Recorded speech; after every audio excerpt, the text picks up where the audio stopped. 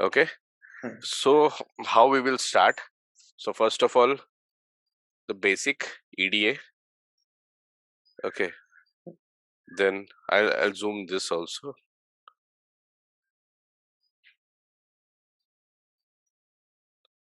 So basic linear regression, logistic regression, clustering, PCA, then random forest नहीं random forest से पहले bagging decision tree bagging versus boosting bagging versus boosting ये important question होता है interview का bagging boosting and then we will go to decision trees we will go to random forest, then we will go to model evaluation. Whatever parameters and functions we use for evaluation. After that we will go to CNN, we will go to first we will go to neural network if time permits, and then we will go to CNN. Okay, so this, am I missing anything? Advance regression चाहिए क्या advance linear regression No, not necessary okay not necessary. Linear regression, see, questions would be around linear regression या logistic regression somewhere. So mostly, regression से क्या क्या question पूछता है, I'll tell you. So अगर if I talk about regression, so the questions what are asked mostly are graph. Then what kind of graph are there? Then functions, like in logistic we use sigmoid. So what is sigmoid function? How the graphs are? These kind of questions you would get. Then why we are having those points, or maybe questions around outliers. Okay, outliers. Then the formula. So these things usually come under this. Okay, so let's start with EDA then. Yeah, and उसके बाद 2 minute में मतलब let's write the other things also. Python से क्या करना है? So in Python, what are we covering? We will cover pandas,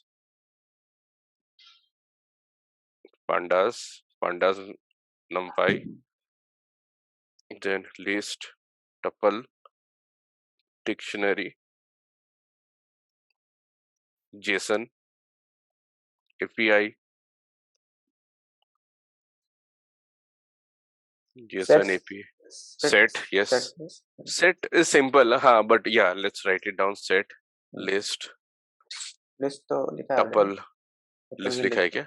list tuple हो गया, लिस्ट टपल हो गया. ओके, सो और क्या बचा पाइथन में? थ्रेडिंग तो कल वी डिस्कस्ड. सो बस code, I show the code, how the code is. Okay, इसके साथ साथ वी विल कवर लाइब्रेरीज. अब लाइब्रेरीज मेंशन कर देते हैं. नहीं, उतने से नहीं होगा. PSY COPG2 file split scikit-learn Paramico. हाँ, scikit-learn is there.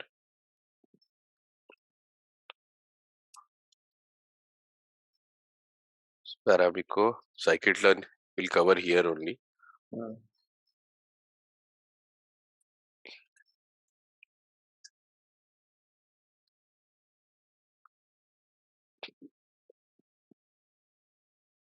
scikit-learn हो गया.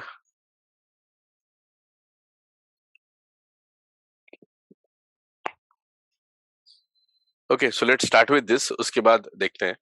yes, And yeah, visualization tools, yes, visualization tools or libraries. देख लेंगे. चलेगा, वो EDA करते करते उसमें जो आएगा वो देख लेंगे. right. Okay, so start करते हैं. EDA. So EDA में क्या होता है? मैं इसको stop करता हूँ and I'll share my whiteboard. ठीक है, and जो भी रहता है, keep on contributing whatever you think, whatever you want to say, so accordingly. So what are you able to see in my screen right now? The notebook. Now it's Okay. gone. Nothing. Okay, so I'll just share my whiteboard now. Okay, so whiteboard is there, right? Yes. So now tell me, what do you understand about EDA? what do you understand? Like, it's basically first of all cleaning the data, preparing it, and then we try to make insights out of it. So the different processes would be something like importing the libraries and then importing the data, then नहीं नहीं going for नहीं it. नहीं Yes. नहीं नहीं वैसे नहीं वैसे नहीं. Then, So let's take one step back. ठीक okay. है. So what we do at Python भी साथ में रिवाइज हो जाएगा इसमें. Yes. ठीक है. So first importing the libraries, right? So Yes. EDA means when we are reading the data from that point. So for reading the data, what we will do, we would import pandas. Yes. And we would import numpy. Okay. Hmm. Now, when we have the data, for an example, we have a CSV file, and we have to read it in a data frame. So what we Yes. will do, we will read it, and we write the code of data frame like df dot read CSV. For an example, PD is assigned. So for an example, we are defining this data frame. So data df is equal to PD dot read underscore CSV and CSV name. Yes. Okay, and we will give encoding and those things if needed, or optional parameters we will read. Okay. Yes. Now we have this data, so our CSV got loaded here in the data frame. The next thing what we will do, we will try to go through the data. So this is the data, whatever it is. If it is text data and we are doing any kind of specific observation from here, so we will try to understand what this data is, if it is having any null value or any kind of missing values or any kind of other characters and all, we will evaluate that. Yes. So we use three things mostly here: mean, median, and mode. Yes. Right. So now when do we use mean? When do we use median? When do we use mode?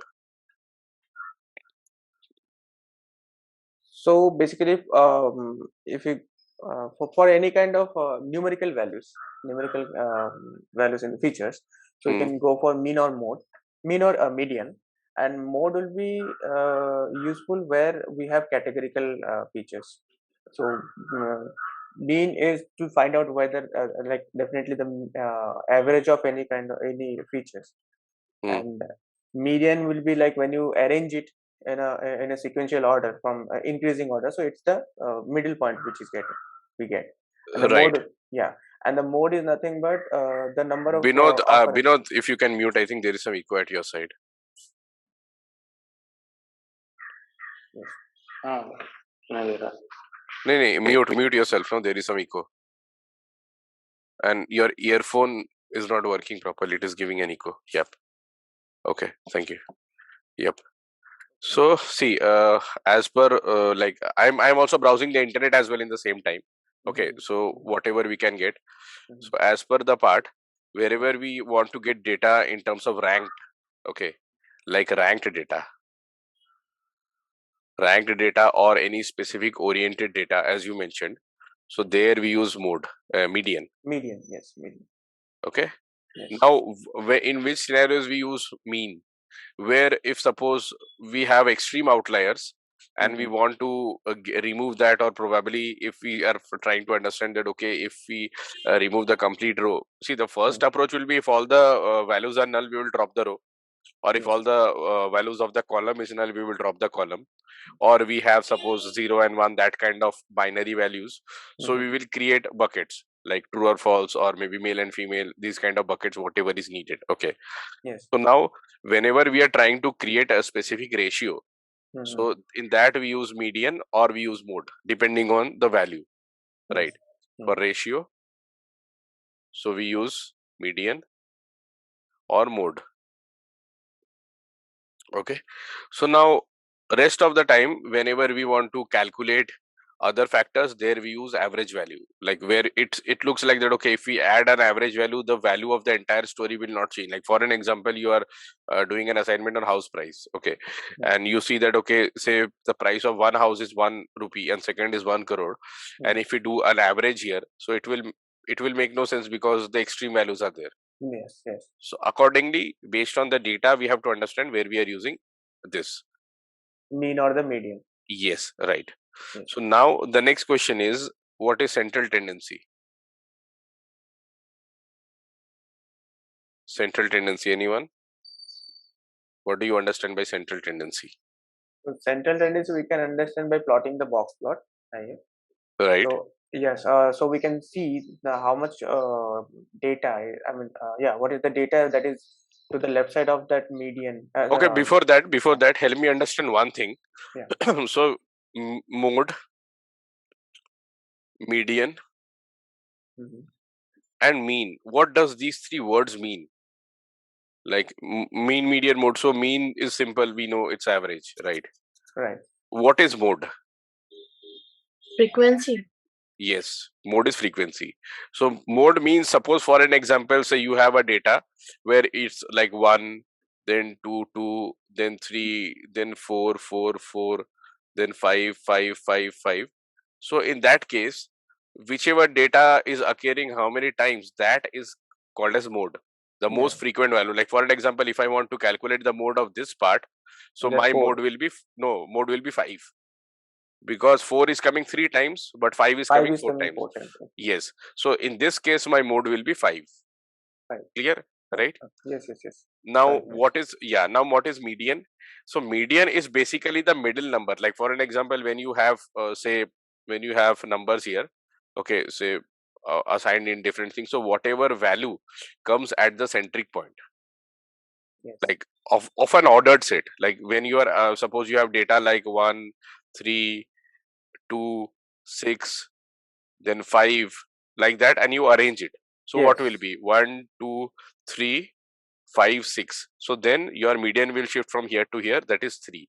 So in this case, median will be 3. Yeah, so this is like we are talking about odd number of data. No, odd or even. Yeah, odd or even. Right. So if there is even number of data, then we have to take the average of the middle two. Yes. So whatever point lies at the middle, we will take the average of that. Those two. Yes. Yeah. Okay. Yes. So I'm just I will keep on going and saving this images. So if later someone wants to get a screenshot, I'll clear this. Okay. So we are here. This is now okay. So now coming back to central tendency. What is central tendency? So what I understand is that how much data is actually distributed to the left or the right side of the mean when we plot the box plot. Okay, so distribution, when we say, so what distribution? Suppose we are talking about normal. 25% of the probability distribution. No, probability distribution.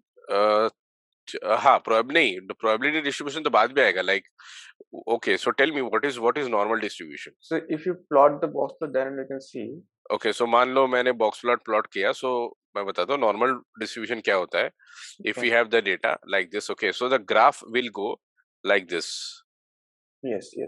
So the center point will be the highest, and then accordingly it will be there. So this is where we evaluate.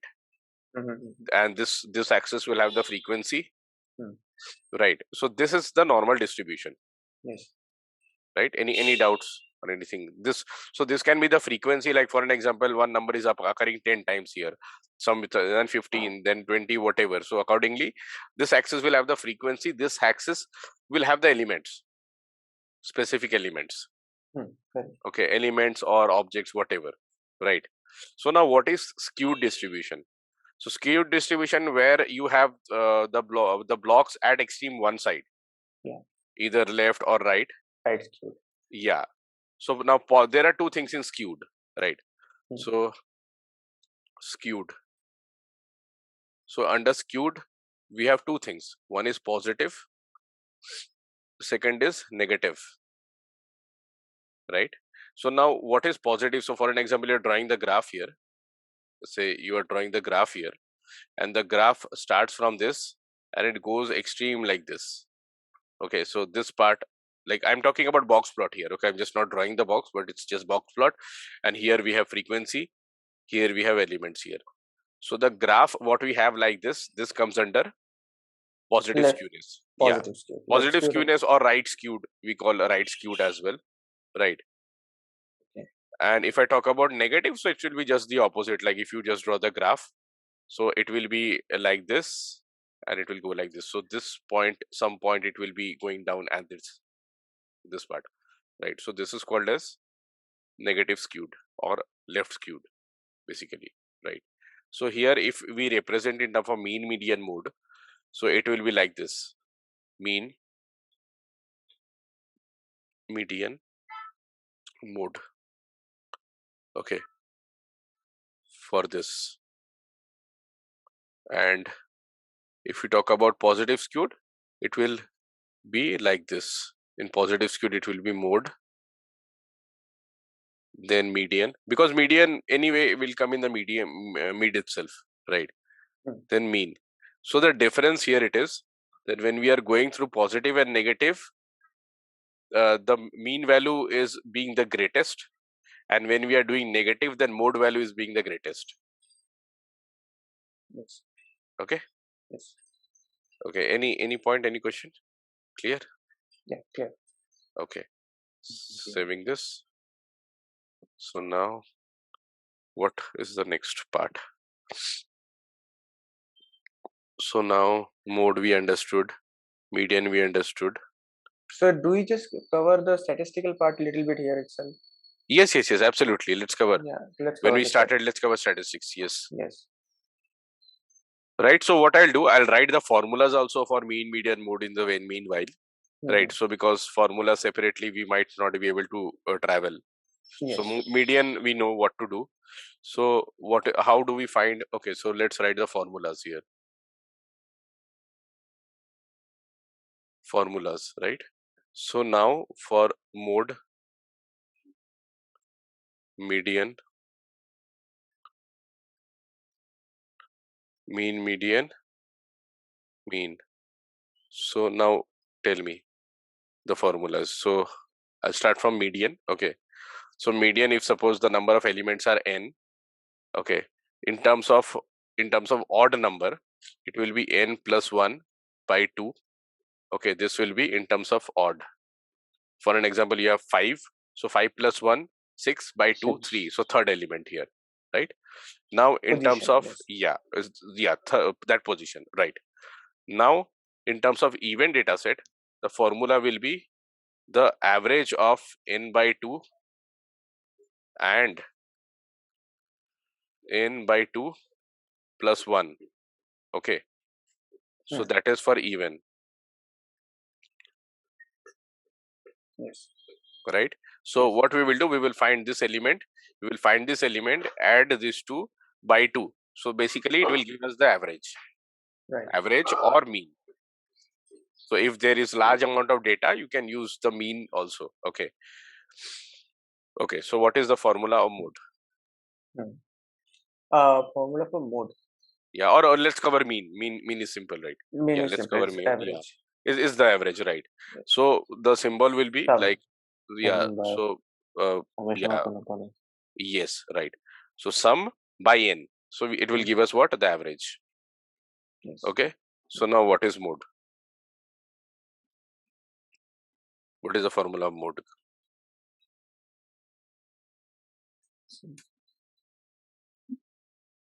I think mode does not have any formula specific, right? But to understand that is a little bit different. Actually, see, it's written some. Yeah, so I think mode. So let's keep it. Like anyway, we understand what is mode. So mode is the max frequency, right? Max frequency of element. Okay, so it's making a different sense actually. So when you say max frequency of the element, we will be getting the frequency, which is not actually right. no. Max frequency of the So basically, okay. So let me write it this way. The element which is occurring. Count frequency. And highest frequency. Element with highest frequency. Highest frequency. Yes. Yeah. Right. This is a better way. Highest frequency. Yes. Okay. So element with highest frequency. Yeah. Okay. Yes. So now, removing everything. So now one important thing is that what is outlier? Like if we explain in very simple way, yeah. Before the outlier, shall we go with deviation and all, because we are covering all the formulas, right? Yeah, that also we can do. Okay. Yeah, right? Standard deviation and standard deviation, right? Variance, standard deviation. Yes. Variance. So three things. One is standard deviation. standard deviation. Okay, then variance, then bias. Bias also we'll cover. Okay. Right. So yeah, go on. Anyone wants to give any input? So the standard deviation will be like how much a particular point is deviated from its mean, from the mean. Right. The number of deviation. Yes. So mean, now what does it mean? So basically when we are trying to plot a graph, and whatever, if suppose the graph is like this, so this, if this is our mean, so from this, how much either this side or this side it is deviated. Right.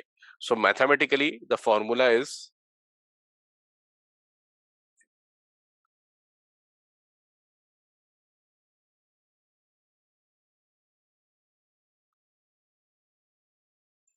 by n. Okay. Now what is this? This is the population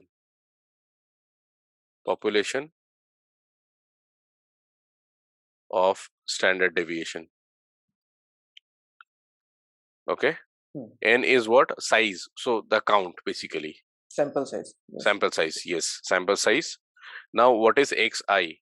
Xi is the value of each population. Like basically the value of each samples. Yes. So I would write it like, say, each value from population. Okay, and this is what? This is the mean. So now this is the formula. Okay. So now we usually call it, I think, square root of variance, right? Square root of variance, yes. Yes. So then this part, whatever we have mentioned here at this part, this is the variance. Yes, exactly. So this is variance. Okay. So if you write here, variance is equal to sum of xi minus square by n. This is variance. Okay. Good. Okay. So now what is bias? Error? Bias is the error. Yeah, error.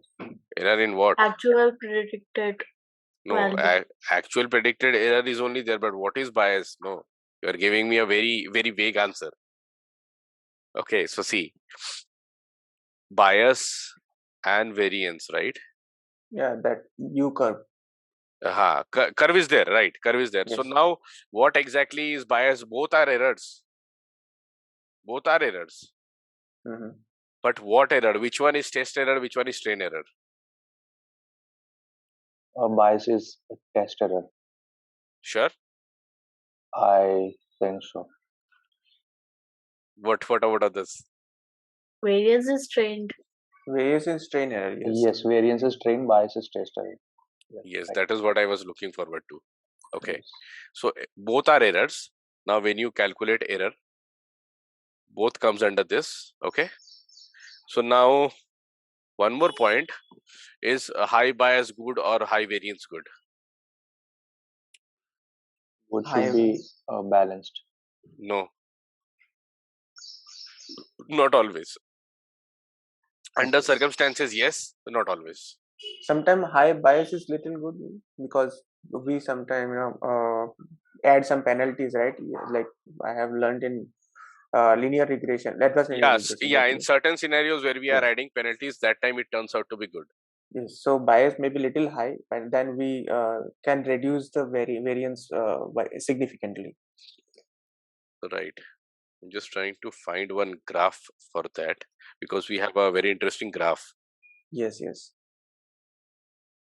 Two graphs crossing each other. That thing. Yes. I'm trying to find that graph. Should be there. Yeah.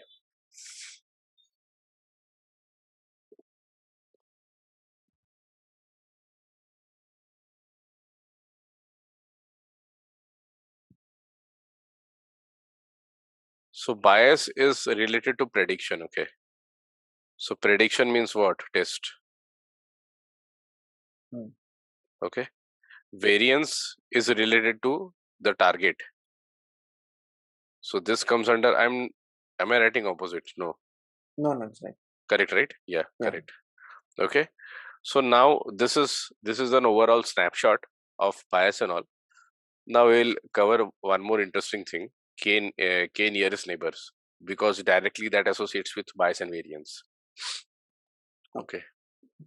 So graph, we'll see the graphs at the later stage. Then one shot we will just see the graphs. Okay. So now, what is overfitting and underfitting?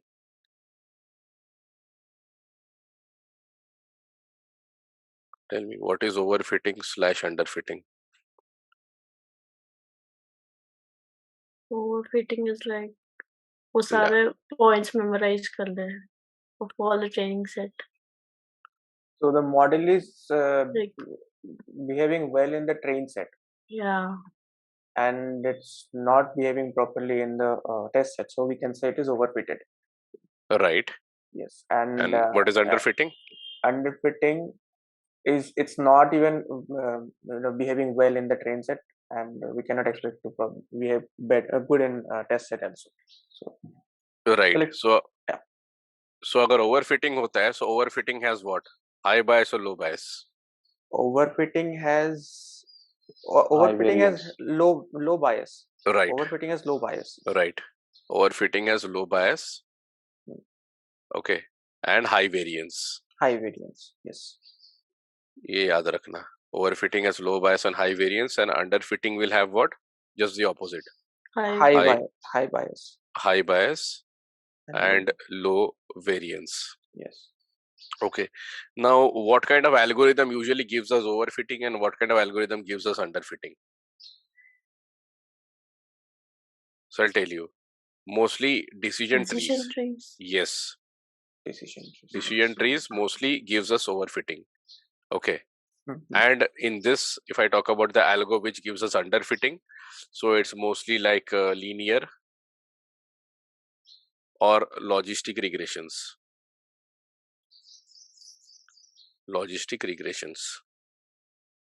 Okay. So this gives us this. Now, if we draw a graph, so how it will be, like for an example, if I'm drawing a graph of overfitting here, so the line is like this because linear regression, right? So straight line. So straight line. Now we have points around this. We have points around here, but majority of the point will be like this here. Okay. So it means that when you are drawing the line, on that line, very less number of points coincide, like probably 1 point or 2 point like that. Yes. Oh, I draw the graph of this here. Yes, underfitting. Yeah, underfitting. This is the underfitting graph, okay? Yes. So now overfitting graph I'll draw here. Probably that will not create confusion then. So overfitting graph will be, say for an example, we are getting some graph like this. Okay, something like this. So here the points are basically lying here and there like this, but not in the line. So line might be very less points. Say 1 point is here, maybe 1 point is here, rest major points are around this. So this is overfitting, and this is underfitting graph. So in overfitting, the points will lie on the curve itself because it's trying to read all the data. Yes. No, it will not lie on the curve only. It will lie on the curve and next to it, like very much close to it. Yeah, very much close to it. Yes. So ideally, if you talk about the optimal graph, how it should be. So optimal graph should be something like this. Okay. So where the points, some points are above, some points are at the line like that. So that kind of structure, and if you suppose have some points here like this, so this comes like optimal balance. Anyway, optimal is the best case. So that should be like completely easy to explain, right? Arga, I got that graph which I was searching. Yes. Yeah. High degree polynomial curve, तो इसमें इस context में हम उसको कैसे मतलब बोल सकते हैं ओवरफिटिंग और अंडरफिटिंग में? To fix the underfitting, we can use it, right? Underfitting के लिए हाईएस्ट डिग्री पॉलिनोमियल जब यूज करेंगे तो कितना डिग्री पे हम लोग बायस रख रहे हैं वो डिपेंड करेगा.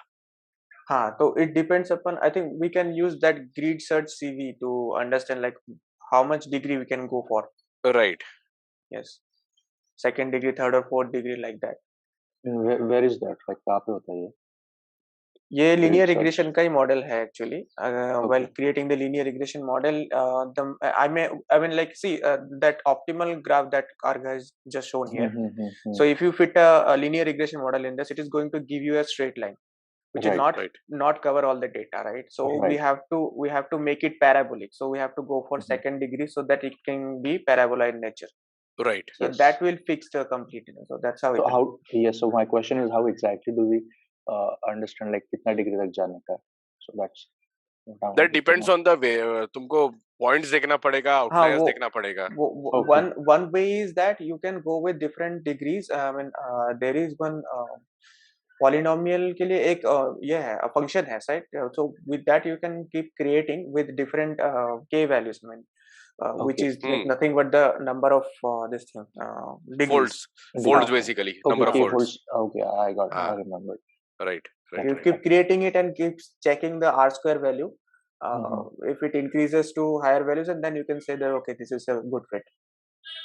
Okay. Yes. So now मैं एक और चीज दिखाता हूँ. So I got the graph which I was looking forward to. Bias variance. हाँ, मेरे को वो वाला ग्राफ मिल गया. So I'll just stop this share and I'll just return back to the screen here. See, this is the graph which I was talking about.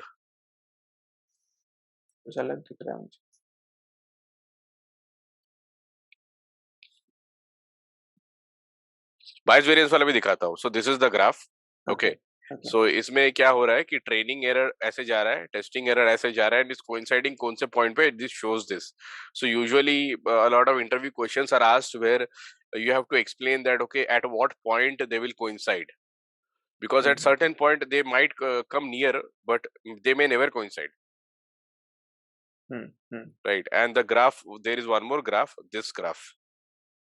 I guess this is the one which you are looking for, right?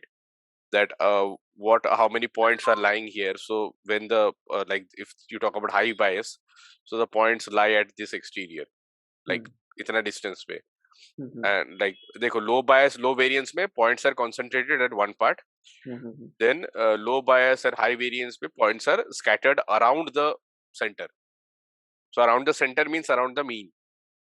Yes. Similarly, high bias and low variance में क्या होता है कि points are cluttered at one part. And high, when both are high, so nothing, like basically it's scattered completely. Okay. So there might be one graph. I mean, there is another one just explaining the whole thing. Yes, bias variance graph you can search for maybe. वहाँ पे curves है ना उसमें. हाँ. Bell curves जैसा. हाँ, I think I have it. Yes, that's the one I'm talking about. Yes. This one, right? Yes. Right. Okay.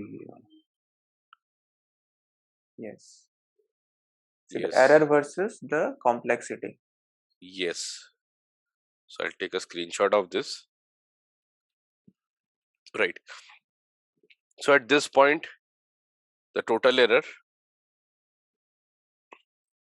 bias, variance. So at this point, they intersect in certain data set, they may never intersect. So what is called as critical point? Like there are questions where you come across what is called as critical point. Okay. So let's go through this. So yeah, okay, we have good balance and all as well, overfitting, underfitting. Okay, so this is actually a better graph. Yes. So if you see this part, so underfitting is what you have the line, everything is here. Overfitting is like this, it falls on the line. Complex model. Yes. So I made a mistake there. So it will be like on the line, or overfitting means on the line, high variance graph. And low bias, low variance graph, it's like a bell curve. It's okay, man. It's not necessary that each and every point shall be on the ideally graph only. Yeah. Right. This one is called as bullseye diagram. Yes. Bullseye diagram. Okay. I was forgetting the name. Bullseye diagram. Dart. Yes. Dart. You're right. Yes. So this is the truth part. This is the underfitting part. So I've taken screenshots so that we can revise the graph at one shot. Okay. Any other graph present here? Okay. Yeah. One more question we come across this. This is a very important question. Why is bias variance trade-off? Bias, yeah, that's what that I was talking about, right? When we Yes. trade the bias for variance. Right. Yes. So basically, we add the penalties to add, I mean, increase the bias a little bit, which is going to give us a significant change in the variance. Right. It suddenly drops from like higher value to the Yes. lower value. And that value is when? So this is a very interesting point. That happens when there are very few parameters. Yes, very few parameters. So when there are very few parameters, chances of getting high bias and low variance is extreme. Yes. Right. And when there are large parameters, it just goes the opposite. So large number of parameters, high variance, low bias. Right. Yeah. So in this also we have two different methods to follow. I mean, there is one ridge regression and this lasso regression. Lasso and ridge. So let's see that also when we are talking about that. Let's go to ridge. Ridge regression. Okay. So what is ridge and how is the symbol? Yeah. So you can see the penalty there. Yeah. Right. So ridge regression. Let's go to the graph. Where is the graph? Yeah.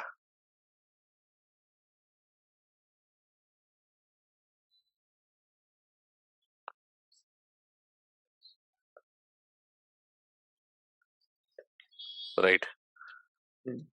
So we have error on the y-axis, model complexity on the x-axis. The graph is same. Now this point is the OLS. This is called as a sweet spot, right? So looking at bias versus variance, y-axis is the error, which is the sum of the bias and variance, right? Since both of them are basically related with failing, we would like to minimize those. Now taking a look at the figure closely, you will find that the spot, the total error is the lowest, is somewhere in the middle. Okay, this one. This is the sweet spot. Yes. So can you tell me something about OLS? Yeah, OLS is here. Yeah, let's go to OLS. Contours and OLS. Right, I'll just zoom out. It's visible properly, right? Yes, it is. So contours and OLS, right? So what is this contour? Each contour is a connection of spots where RSS is the same.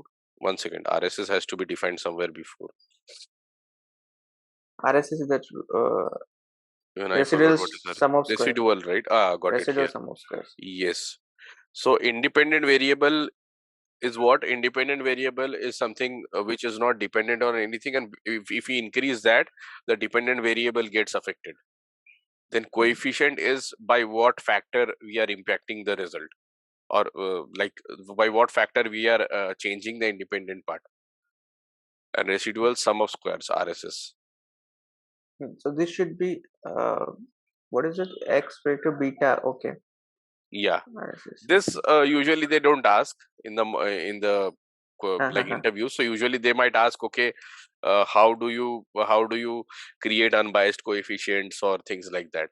Okay. Mostly in the interviews, or difference between bias, variance, overfitting issues, what are underfitting scenarios, which algorithm gives you overfitting and underfitting. So those we already discussed. Yes. Right. Right. So now let's read this.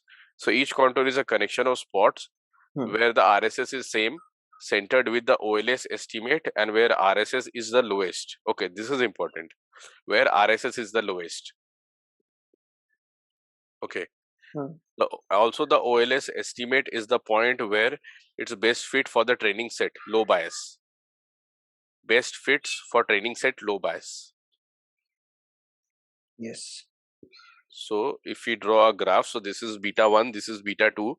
So there are two coefficient and the OLS will be here. Yes. So it's a contour, right? It's a contour. Yes. Contour basically one. It will have a nucleus or a specific center part, and then it will revolve around. The points will revolve around it. So the point at which it touches the circle. Yes. is the optimal point. Yes, the point at which it is directly, I think, yeah, it is touching it here. It's exactly touching at the touching the point. This is the Yes. ridge estimate. This is the ridge estimate. Yes. Yes. Now, circle and ridge estimate. Okay, so this same thing they have. So if you mentioned here. consider that point to the left side, which Yeah, is so what on will the happen? P2 line, it will have Perpendicular part. yeah. So the error must be high in that Yeah. RSS.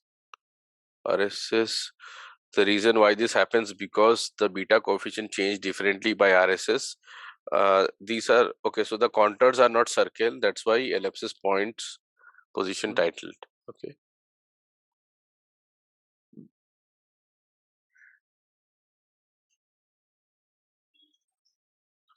So the main agenda is that we are trying to understand how the points Yes. differ based on contour, because it is not a circle. So every point will not be the same. Yeah. So that is this. That the key point is beta changes at different level. Right. So here, ridge beta can never be 0.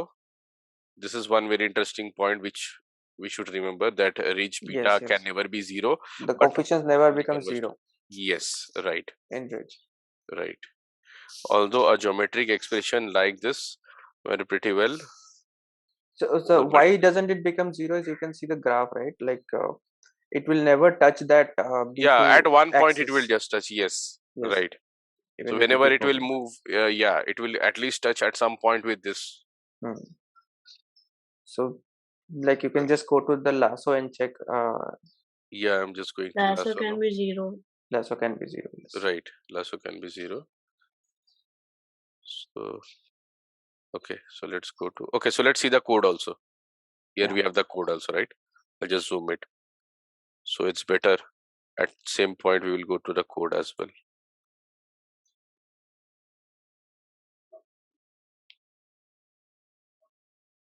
Okay. So what we are doing here, so we are importing everything. Okay, and the matplotlib and these two are just for graph, so ignore this for now. So we are using scikit-learn. From there we are importing the data sets, right? And we are like doing the test and split. So now from sklearn we are importing pre-processing, and from sklearn we are importing module selection, from where we import the module of test and split. This is used why? Because whenever we have data, we usually try to split that in 80-20, 80 for training, 20 for testing, or howsoever is needed, or in some scenarios we might have a separate testing data as well. Now OLS and ridge. So from sklearn and .linear model, we are importing linear regression, we are importing ridge. And for model evaluation, what we are importing? Metrics. Yes, metrics. And metrics is what? R2 square mean squared error. Okay, so we will see the code for these two also in parallel. And the next part is here. So where they are loading the data set. So what they are doing, if I scroll like this, is it visible properly? Yes, if I scroll like this? Yeah, it's visible. I mean, is it covering the whole thing? No, they have, it's in You have chunks. nine lines of codes, right? Yeah, 9 lines of code. Yeah, here. That's it. Okay, able to read, right? So then I'll scroll like this only. So this is a data set where they are trying to calculate the house price. So what they have done here, house price, we are loading it from this load underscore Boston, that specific function, and we are reading it into the data frame here. So the columns are what? House underscore price dot feature names. Then we are evaluating the price. So this is just processing, then pre-processing it. Then we are putting it into test and split here. So that thing is actually not necessary, right? Yeah, it's not necessary. In DF, what we have mentioned, column names, right? No. This is something specific they have done. So based on our use case, we can do that. So ideally, the end of the day, when you are performing test and split, that has to be on the data, whatever you have. So now for our reference, what we are taking here is DF, and in that we have this column price. So price is the target variable. Yes, is the target variable. So now they are standardizing and doing test and split. So test and split is like this: X train, Y train, like X train, X test, Y train, Y test, and we are calling the test and split. Now from where is this coming? we imported this from here, test train here. Okay, so we imported from sklearn.model selection, we imported test train split, and we are calling that same function. We are passing what? We are passing this part. So this is our data, house price dot data. So we can pass the data frame here or whatever columns we need. Then the test train size and the random state we pass. So why do we use random state? To Because it fix gets a the, buffer. yeah, it's like we can have a particular kind of data Right, model, right? We can have, it right. will keep changing otherwise. Yes, so it basically creates a consistency of buffer throughout the data, whatever we are passing for the test and train. Consistency in the buffer. Okay. Yes. So now if you go to the ridge part, so here we are initializing. So how the algorithm looks like ridge, we are calling ridge, we are giving an alpha value. Then we are doing ridge dot fit. Okay. And we are calling this x train y train. Now what is x train y train? X train x test y train y test, when we are passing this entire when we are passing these values to test and train split, right, it will return 4 values. So 4 values, each one will be assigned to 1 2 3 4. These are objects. Yes. So this is getting the value from this part, test and split. So that's how now what we are doing, we these 4 has the value when we are calling this. So we are doing fit and we are calling these two. So now this regression dot fit is also another function. And what is this alpha? This alpha should be defined. Reach dot alpha is equal to 0. Okay, so for now it's like it's behaving like a coefficient. When I am seeing this algorithm after such a long time. Alpha is not coefficient here actually. It's not coefficient, right? No, it's not coefficient. Ridge, right? So it's there is something called lambda also. So that lambda is being shown here as alpha. Lambda is Is nothing it but alpha. threshold something? Sorry, what? Threshold. Not threshold nahi hoga. It's basically like a parameter. Parameter, So, yes, it's yeah, the parameter. It's parameter. See, here also alpha is defined as alpha, and they have set the value of alpha is equal to 0. Yeah, so here also we are getting the same. So see, you can see, right, like alpha in the range of 0 to 200. Yes. Iterate, right? So 0 to 200 is in step of 1, right? Step of 1, yes. So alpha is nothing but the formula. If you lambda, check lambda. It is the lambda. Yes, it yes, is the it's lambda. It's the number of times the beta coefficient, sum of beta coefficients, right? Right. Square So of beta coefficient. Yes. So this is that. I'm sorry. Yes. Yeah, I was not on mute. I'm sorry. Okay. No. We did not have any background noise. No problem. Okay. So yeah. So now how we are training. So training and testing, will be almost similar in most of the algorithms. So it's just like we do this fit. We call the values, then we assign the variable whatever we want to, and this is just a variable name. So this is a string value, and we are using this specific column. So we are calling ridge regression dot coefficient. For prediction we are doing what here? For training we do fit. For training for this we do like prediction usually. So here ridge underscore train underscore pred dot append, and see, yeah, this predict. So this is wherever we are predicting, we use this predict. Right. So most like the main important things, if you remember, I think that is so good. We are because basically creating a list of what is it? Predicted values, is it? Ridge, yes. This is the list. We are appending that with the predicted value of x train and x test. So we are using two separate lists. Yes. And now what we are doing, we are just setting up the index and putting everything together. Yeah. So ridge underscore df is set index here. And so set index will initiate the index with the variable, and reset index will drop all the index. So it will not consider any specific like 1 2 3 4 in that order. Right.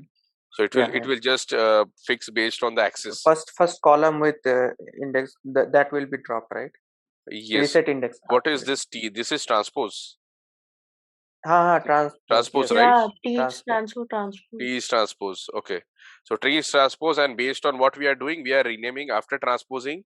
So we are renaming axis, one axis to estimate, and that is Rename Dot name none. access, rename access. Dot Yeah. Hey, this is like representation, yeah. This is not necessary. Yeah. This is just representation. So when you are trying to put on the graph and all, this might help. Yeah. Okay. So now let's see the graph also at the same time. So while creating the codes or while creating the model, do you guys use it also the same way that has been shown here? See, in work, I have not worked with reach, Okay. but like it's normal standard. So it again depends on what kind of scenario you're using reach and So, how big is the data, how many regressions you are performing and all. so normally, which kind of models do you actually follow or create? So I work with NLP. So in that case, we create NLP model, and model we do not only save through any specific way, we also save through like I would say through vectors as well. So directly the vectors files are also saved. Okay. Right. Hmm. So that way, like you usually my screen is visible, right? Or Yeah, it's it's stopped. Okay. Yeah. So usually whenever we are creating a model, like it depends like how you are accessing that and what data it contains. So in my project, I have created CSV files which has vectors Mm-hmm. and the scores calculated, the similarities, and also that kind of that is also we treat as a model, Okay. right? Okay. Yeah. So going to the graph part, so just going through an overview because graph can be subjective and we can use different parameters. So the fundamental parameters are what when we are creating plot. So we have the figures, we assign two variables and we call the PLT. What now PLT is what? PLT is matplotlib which got initiated and imported at the first place, right? Yes. There is a parameter fig size. So fig size will decide the length and breadth or basically length and breadth of the figure what we are giving. Then we write plot and we give okay in x-axis what we are having, in y-axis what we are having, right? These are just for formatting color and all. Then what label you want to give at the x and the y-axis, you can give like this. The title of the graph, font size, labels, everything can be customized, right? So Yes. now if I go to the graph again, how does the graph look? So graph looks like this. Yeah. So this is how With the graph different looks. lambda values from 0 to 200. Yes. Which is the Beta best estimate. lambda? ये जो cross होता है वो? So no, not that actually. So Wait. this is what this is tax. This is crime rate. This is room. This is residential. This is highway access. Beta estimate, lambda here. So the coefficients are almost going closer to 0 on increasing the lambda. Yes, lambda is increasing this way. Yes. So Yes. you can see it is in the negative correlation, which is trying to get towards 0, and the top ones which are in positive side, that's also trying to get 0. One that is the room, which is very much affected. I mean, it is not even moving much. It's kind of flat. Right. Yeah. So it's highly related to the model, I think. Yeah, model and the data set specifically, I would say, because So here there are with intersecting this, can we points. understand like which is the best lambda we should consider? Do you think so? I doubt because here we are not able to get a No. clarity, right? It's intersecting. Yeah. So if we say like we totally want the coefficients to be 0, which is not the case, right? So there might be some scenarios where with better coefficients, so we can have better models. I mean, maybe Yes. higher coefficients. Yes. So let's search how to identify. That is nothing but Okay, here it is yeah, mentioned. So MSE or R MSE square. or R square can be used to find. Okay, so we'll have to basically calculate on top of the value. Yeah, exactly. R With the square. different iterations, we have to calculate. Yes. This is the thing. So this is the conclusion. How do you do it? I mean, But I think graph में भी था ना lambda कुछ तो था. Best तो नहीं लिखा था ऐसा कुछ. Beta estimate है ना? Best नहीं था. Which one? It's just showing how exactly the beta is. No, we sort of think no from the graph which is the best lambda. रुको, let's search. So तुमने जो पहले निकाला था ना, हम्म अगर जो एक हमने पहले देखा था कि ऐसा सेम सिमिलर टाइप का ग्राफ था, वो ऐसा वो टॉप से और बॉटम से ऐसे गया हुआ, so we can check that one once maybe. मैं वही सर्च कर रहा हूँ. हाँ.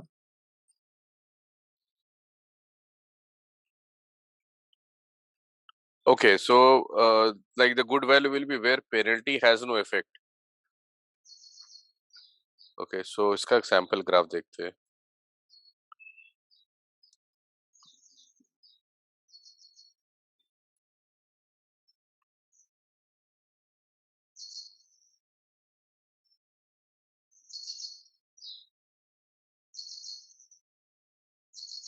ये तो VIF वाला है.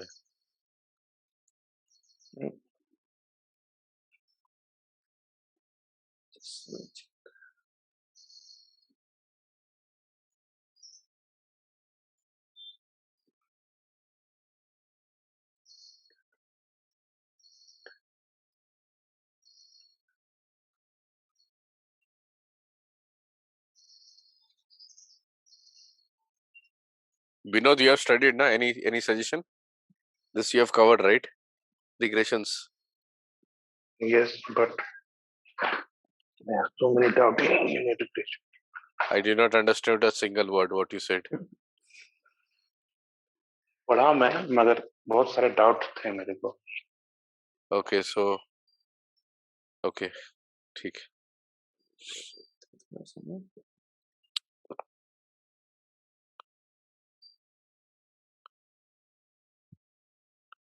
Lambda direct इस ग्राफ से नहीं मिलेगा Tanisha.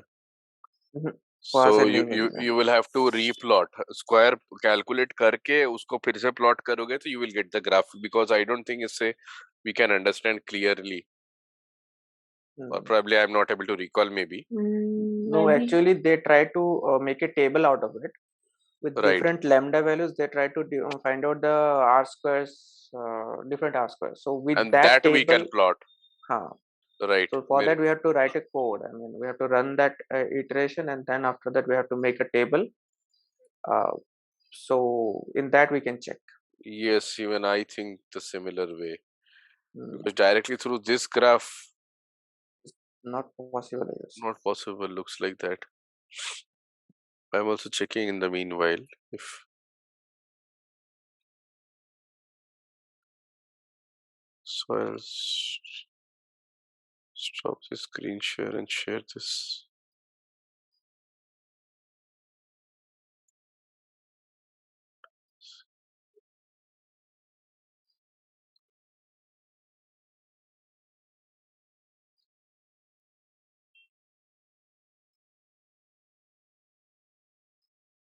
So what I can I have this video from Upgrade itself. So do you want me to share it? Like we can directly understand from this how to understand the. Yeah. Let's do that. So I'll just stop the screen share and give you access. Yes. Because I think I don't think so. You'll be able to show. Okay. This. Okay, and let's share the screen. So I'll open the notes. Outliers. Yeah. So let's go and read about it. So what are outliers? Outliers are basically the points which are at the extremities. Okay. Extreme ends. Yeah. Yeah, extreme ends. What are outliers in machine learning? Okay. And we will see the outlier treatments also at the same time. Yes. Okay.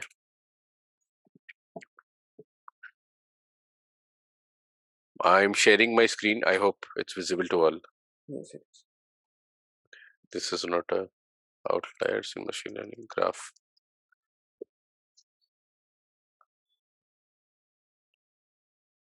Okay, so any graph, for an example, if you see this graph,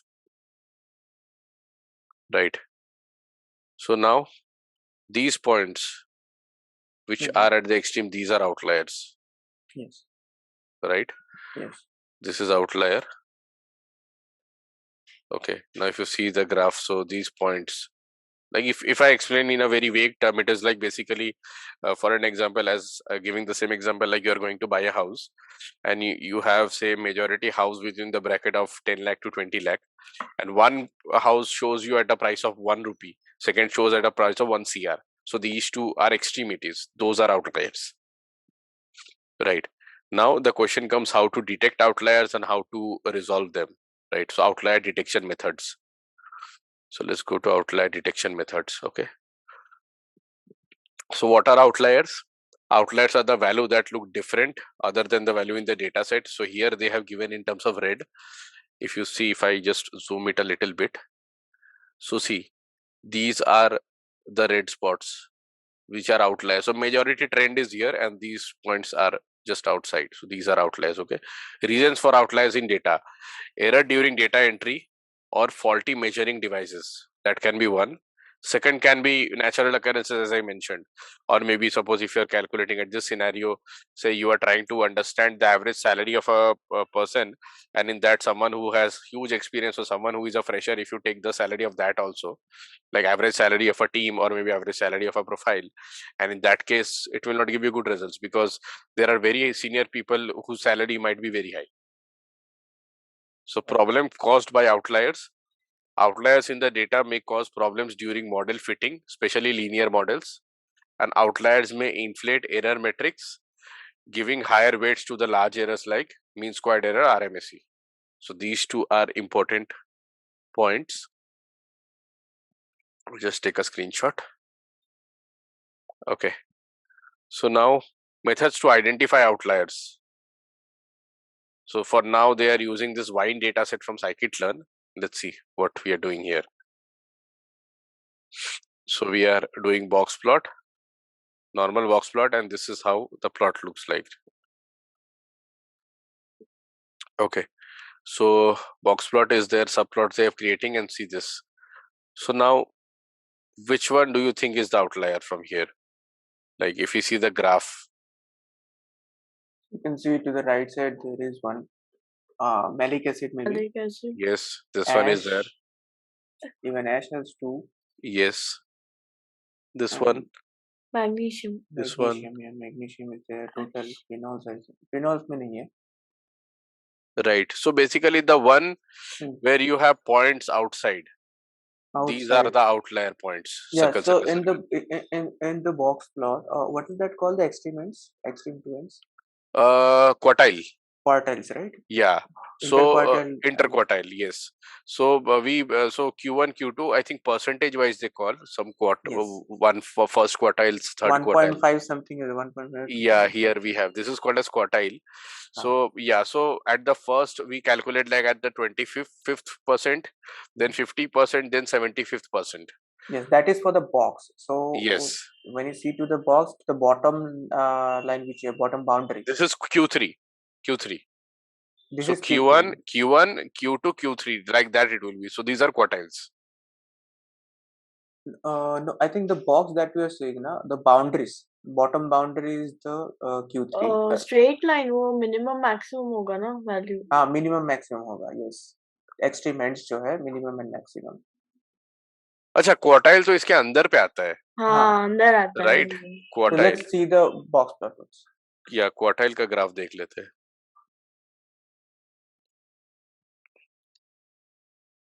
हाँ, ये देखो पता चल जाएगा. Okay, so quartile का क्या है? If we see like, so this is a box plot. So minimum and maximum, so both the ends, one is minimum, maximum end. This part which gets stretched is called as whisker. Then Q1, Q3, and mid, this is the median. 50%, yes. 50% is the median, and this part is called as interquartile range, IQR. हाँ, ये तो याद है. yes. Right. So now if you see this graph again, so इससे क्या पता चलता है? So this is the minimum, this is the maximum. Opposite. This is bottom one is the minimum. Bottom one is the minimum. Bottom one is the minimum. अच्छा, तो this is the minimum, this is the maximum, this is the mid.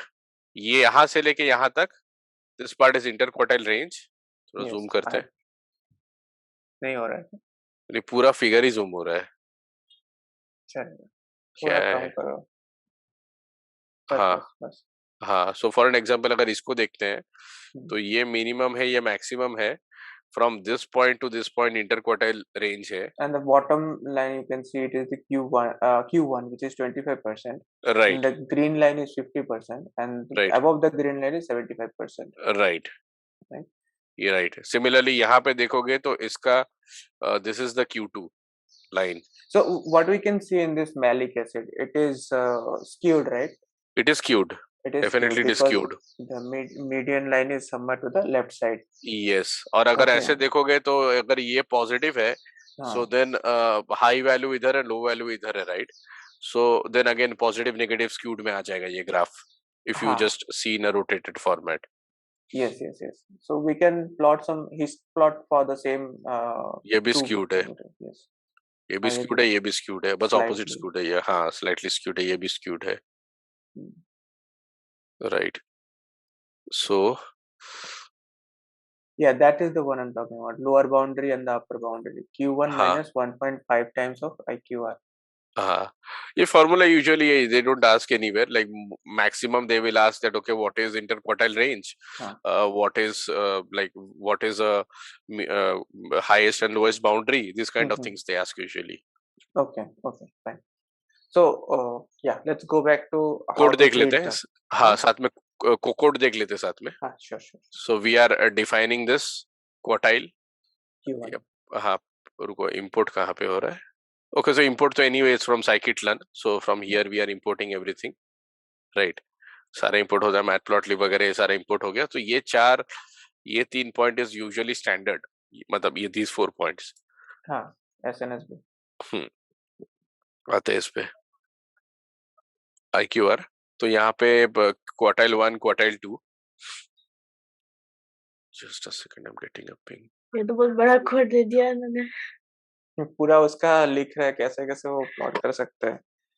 Plotting का छोड़ो ना, ये क्यों देखना है हमें? ये इग्नोर मारो. Ignore this, just see this part. ये मेन है ना, कैलकुलेशन तो ये है हमारा. I'm getting little bit confused. No, confidence. Confidence आ रहा है, चलो अच्छा है. Nice. ये अच्छा है. This is a very interesting revision. Discussion हो रहा है, कुछ ना कुछ मतलब सबको थोड़ा रिफ्रेश हो रहा है. मैंने भी बहुत पहले पढ़ा ये सब. हाँ, definitely. You have completed already, right? This. I have completed, but the problem is I'm not working in these things, right? I'm working in NLP. Now, if you ask me things regarding NLP, I will tell you like this. Yeah, like the way you have already explained the thread, right? Yes. So now these things I have learned and I'm not using this every day. True. Yes. But in interview, they will ask you these questions. Yes. Let's see what do they ask. Yep. Even I think I might have an interview tomorrow or day after tomorrow. Okay. So yeah, but that is in NLP, purely in NLP. मुझे तुमसे और भी contact करना पड़ेगा लग रहा है. Done. Like wherever you want to revise or discuss these technical things, I'm always up for it. Yes, sure. अच्छा हुआ. Chalo, so what we are doing, we are basically assigning quartile.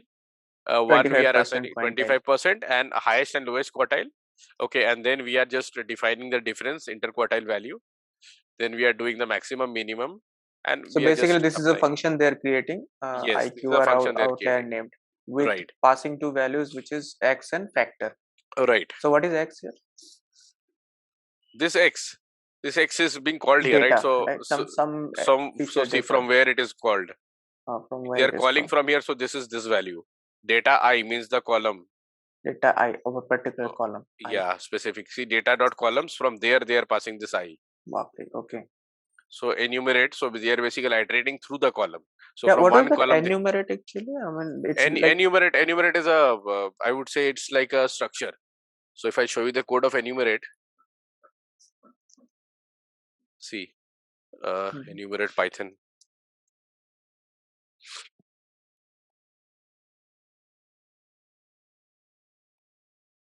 Basically iterable, nothing else. So when you have a list like this, okay, if you are suppose passing a list and if you're doing enumerate, so in many cases what happens, we want to extract the characters or the specifics. So enumerate works on that. See, this is the syntax. It's basically iterable. Okay. Right. So we write how to iterate. We write and then we give the starting point. Close कर दो इसको. मेरा logged in रहता है usually. Okay. I don't know why it is not taking my login. Anyway, it usually goes by login. Yeah, done. Because this is bread and butter. Geek for geeks. चाहिए. So now it basically iterates. मतलब थोड़ा complex रहता है. Enumerate अगर घुसोगे So तो basically it you can might say get these are tuples, right? Like 0, 8, yes, 1. it returns tuples. Yes, Tuples, yes. It returns tuples. So see this, whatever you're getting printed, so it will give you the index value along with the value here. So 1, 1, 1, 1, it will return the tuples. Okay, so now we were where?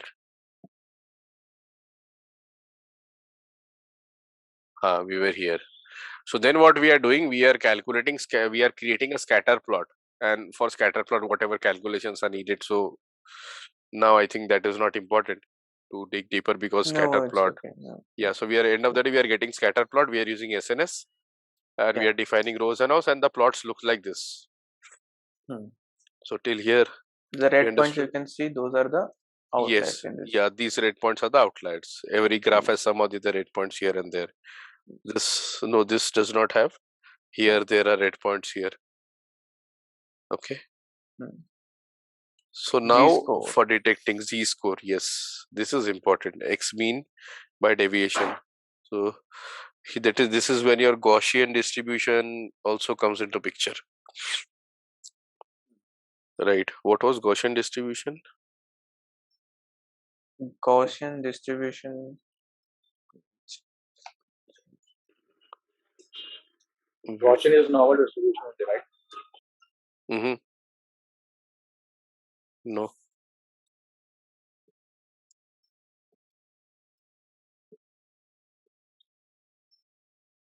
There is a difference between Gaussian and normal distribution.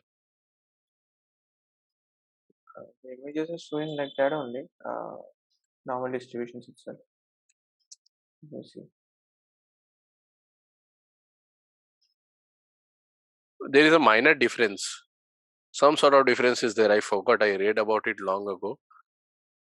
Normal distribution contains the curve between x values and corresponding to y value, but Gaussian distribution made the curve with random variables. Okay, this is the difference. Random variables. There is some difference. There is some difference. Yeah. So basically, what happens in like x distribution, you will be using probably all the points, and in Gaussian, you are using random variables. Okay. So like basically, looks the same. Looks the same as per plot. It will look the same. It will look the same. Basically, when you talk about Gaussian, it may be for a sample. Yes. Or when you are talking about distribution, normally it may be for the population. Yes, that can be used for a sample. Sample, right? Yeah. Yeah. Okay, so let's come back here. Just going through this. Z-score method is another field for detecting. So just to be clear, Gaussian is for sample or normal is for sample? No. Gaussian will be for sample because we are using this random. But yeah, normal is for the entire population you can take. Okay, so now if you go, so for detecting, what are the ways? So there are 3 ways. First way is creating a box plot, so you can see outliers. Second is IQR, where you're calculating, and third is very difficult. Yes, it's very difficult. And second is Z-score method. Yes. Right. So these are for detecting. What about treatment? Okay, what is the fourth and one? then fourth one, distance from the mean. Multivariate method. Multivariate तो सिर्फ distance calculate करना पड़ेगा, right? And you will be creating an absolute value of the distance. फिर उसको compare करोगे एक से दूसरा. Distance from mean method. So what is this? Unlike the previous method, the method considers multiple variable in the data set to detect outliers. This method calculates Euclidean distance. So this is talking about the clustering, right? Euclidean distance. Yes. What we use in clustering method. Yes. Euclidean distance of the data point from their mean and converts the distance to absolute zero. मेरे को यही आता है, absolute convert होता है इस पर, absolute z-scores. So any z-score greater than the pre-specified cutoff is considered as outlier. Okay. So basically we have to set a cutoff here. Then we will find the Euclidean distance and we will compare. Whatever is crossing the cutoff, that is outlier. Like that. the treatment is not mentioned maybe in this side. We can go to nahi, another. So treatment is basically not what we mentioned. have is either we can just drop it like very high values and having very low number of rows, maybe we can just drop them, right? But people say that it is not, it's not In the production best. data, you cannot. Actually, in production data, you cannot drop. Okay, so we have to cap them, or maybe we can change it with the quantile range 19. If it is higher end, so we can just We can replace it change or with, we can replace with something. Yes. yeah, replace with maybe the 99th percentile. Right. Yes. So and otherwise we have to cap them. So how capping maybe so how exactly the capping is done? For capping, you will have to increase the threshold. Okay, so see here, there are three ways for handling outliers. One is streaming and removing the outlier, which is the first one which we discussed. Then second is quartile based flooring and capping. And third is mean and median impute. So mean and median impute based on data. Yeah. So now let's see this mean quartile floor. So capping is quantile floor is nothing but that what I said 99th quantile. So 99th percentile. So that value we can just replace. Yeah. We can replace the highest value with that 99th yeah, so wherever we are assigning that value like 0.25 and 0.95, so 75, so that we are increasing percentile. 0. Sorry, what? Can you the place, the how we were detecting, right, with IQR. Yes, so very yes, similarly, we are basically changing the percentile. Yes, That what percentile Same our that thing, is coming. Yeah, we are changing that. True. So basically changing the threshold. Changing the threshold. Yeah, ideally, I think the best way will be this mean median imputation. But again, when you explain, right, like when somebody has a very high salary, then it will be difficult. Then it will be difficult again. With if it is marginal, then this is okay. If it is very different, then this will median can work like if it is like the outliers are pretty much close to that maximum or the minimum line, right? Right. So then we can just take the mean and median and just replace them. Mean maybe most of the times we use the mean there. Right. What about median? When can you use median there? So sure, we discussed. What is median? Median is nothing but like that sequential, right? When you arrange it, when you arrange the elements from increasing order, in increasing order, so we take the middle one. So your question is exactly when do we use median instead of mean? Mean, yeah. Right. Yeah. So therefore mean, as far as I understand, so mean is used where you have very symmetric values, like ekdam related values रहता है. Okay. Where the data is not skewed. And median is used where the data is skewed and you can see that okay यहाँ पे points outside पड़ रहा है या फिर extreme ends पे है. मतलब ऐसा बोल सकते हैं क्या? ऐसा बोल सकते हैं क्या? If the data is not too much distributed, मतलब बड़ा सा ऐसा मतलब ये नहीं हो रहा है, range में नहीं आ रहा है. So we can go with median at that time. नहीं data when the data is distributed, so distributed तो दोनों केस में होगा ना. No, so distributed as in you are saying कि differences बहुत ज़्यादा नहीं हो. हाँ मतलब variance जैसे बोल सकते हैं. हाँ अगर बहुत ज़्यादा difference नहीं है then you can go with this. अगर बहुत ज़्यादा difference है, अरे नहीं. If the difference is huge, then you cannot go with median, right? अगर median लोगे तो फिर point तो बहुत differ कर जाएगा main distance से. Logically कैसे होगा? I'm asking, मुझे थोड़ा सा doubt है इसमें. That's why I'm asking. देखो, if I'm searching online, so it says that the best case to use mean is where you have distributed data and the value is symmetrical and there are no clear outliers. Arga, sorry to interrupt. Yeah, tell me. Look, instead of removing outliers, we can scale them as well, like with min-max scaling. Like, is that a viable option? Yeah, definitely. So we are solving that. So his question was that in what scenarios we use median over mean, not outlier treatment. So here we are discussing when we are using median instead of mean. So as per my understanding, what I told him, that wherever we have data which is symmetrical, like not into very high difference range, that case we use mean. And where there are no, I think median. for skewness we use median. Right. So essentially, where there are no outliers, we can use mean. And if there are outliers, then we can use median. Yes. So जब outlier होगा तो then the data will be skewed also. Yes. Right. And the data will be scattered also इधर उधर. So yeah, in that case we will use median. But in production data, if see, in production we are not supposed to not delete the points, so we can do min max scaling, right? Normalization. हाँ, normalization करना पड़ेगा in that case. Then again, group normalization करना है या किस तरह normalization करना है, that will come into picture.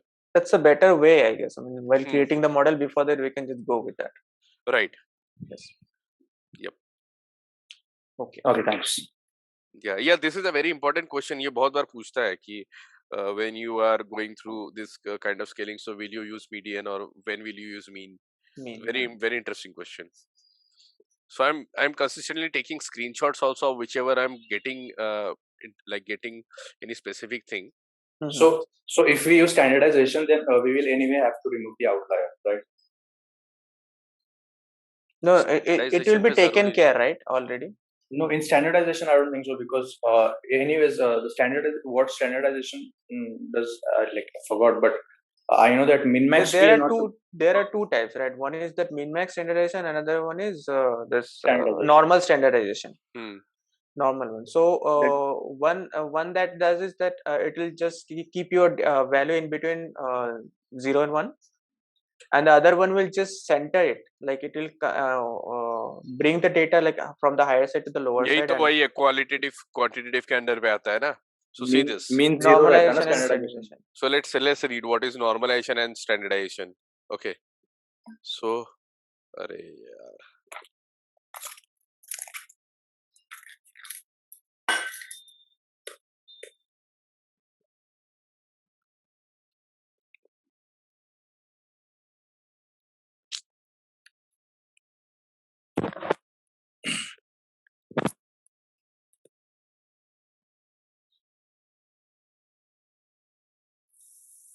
So normalization typically means rescaling the value into the range of 0 and 1. Okay.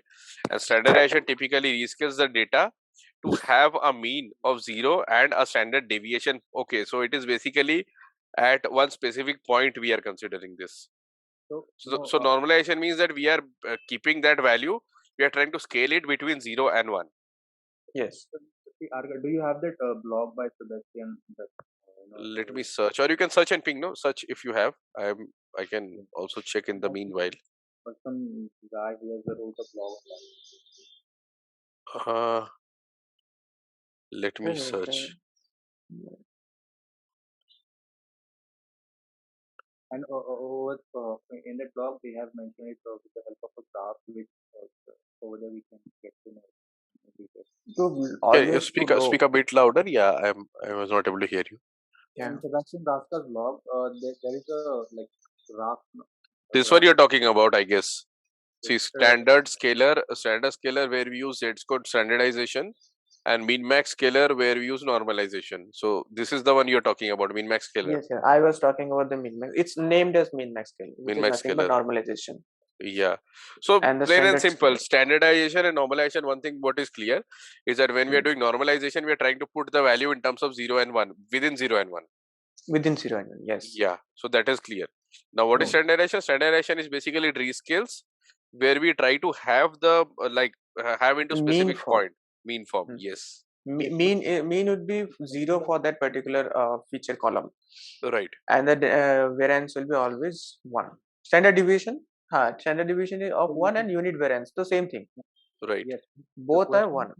Which graph check Kalpesh, if you can find the link. एक ऐसा graph है जिसमें we can see actually like the data are spreaded to away from the center, and when you apply this standardization technique, it comes closer to the center. You can just check that graph for standardization. Standardization से मिलेगा? हाँ मिलना तो चाहिए. वो बंदे का नाम भी मुझे exactly याद नहीं आ रहा था, लिखा भी नहीं रहा. My question is, I understood the concept of standardization and normalization. The question that standardization. थोड़ा loud बोलो कल्पेश, थोड़ा सा voice low आ रहा है. Okay, तो मेरा question ये है कि outliers हम min-max में तो नहीं use करते, तो standardization में करना पड़ता है ये नहीं. That is my question. So I understood the concept of standardization and normalization. The question is, outliers standardisation में रिमूव करना है नहीं करना है, दैट इज माय क्वेश्चन। नहीं, रिमूव नहीं करना है ना, किसी में भी नहीं करना है, किसी में भी रिमूव नहीं करना है। नॉर्मलाइजेशन में इफ यू आर रिमूविंग तो फिर वो नॉर्मलाइजेशन का जरूरत ही नहीं पड़ेगा, right? You are already removing that part. it's like a treatment, yes, we are not removing. you are treating the outliers with this. And production में usually we do not remove outliers most of the cases, because when I have worked in production data, every data is critical, so you cannot directly remove. They have some or the other dependency here and there. So theoretically we can remove, but actually in practical it's very difficult. Standardization curve, Images में जाओ, हाँ images में जाओ, एक बार देखते हैं। वही देख रहे, which graph are you talking about? हाँ मैं थोड़ा सा इधर को देखूंगा तो पता चल जाएगा। No, not this, not this. I got the graph actually. Ping So ping, I'm or sharing. if you want, yeah, share karo, I'll stop my screen share. Yeah, just give me a minute. Yeah, okay. I'll directly share the Link. Share, no, you can share your screen. You have privilege. You can share the screen also. No, मैं mobile पे लगाया हुआ actually. So Someone dropped off, I think. Binod dropped off. just give me a minute, okay? Okay. Yeah, right. So I'll share my screen again. Alcohol and malic acid content of the wine data set. अच्छा अभी जो देख रहे थे, वही देख रहे थे, हाँ वही देख रहे थे। Okay, so आ गया? Okay. This graph. Yes, okay. yes, true. So with the help of this, if see, so zoom करते हैं इसको थोड़ा सा। So the green ones are with the outliers. Yes, and standardization, what it does is it's just bringing it with mean zero. Closer, सिर्फ नीचे ला रहा है, but the outliers are still there. Like 3 पे है, -1 के नीचे भी है, देखो। हाँ वो चलेगा, मतलब वो क्या है, नेगेटिव और इसमें रहेगा पॉजिटिव। So the outlier है वहाँ पे, लेकिन कुछ तो डिफरेंस था ना कि we cannot use min max scaling, कुछ तो था कि when to use standardization, when to use min max। हाँ वैसा तो रहेगा ही डेफिनेटली। हाँ वैसे सर्च करते हैं, रुको। It's like better to use this min max scaler only because it will give you the data in between 0 and 1, तो उसमें कोई इशू नहीं होता है। नॉर्मल वही, मतलब अभी तक जितना मॉडल्स भी क्रिएट किया आगे तो उसमें भी ऐसा ही किया। रिमेंबर उन्होंने बोला था min max scaling तुम तब भी यूज करना जब तुमको आउटलायर ट्रीटमेंट करने की नहीं होगी जरूरत। So this is what I said. See, I think are you referring to this graph by any chance? Which one? After normalization, this one.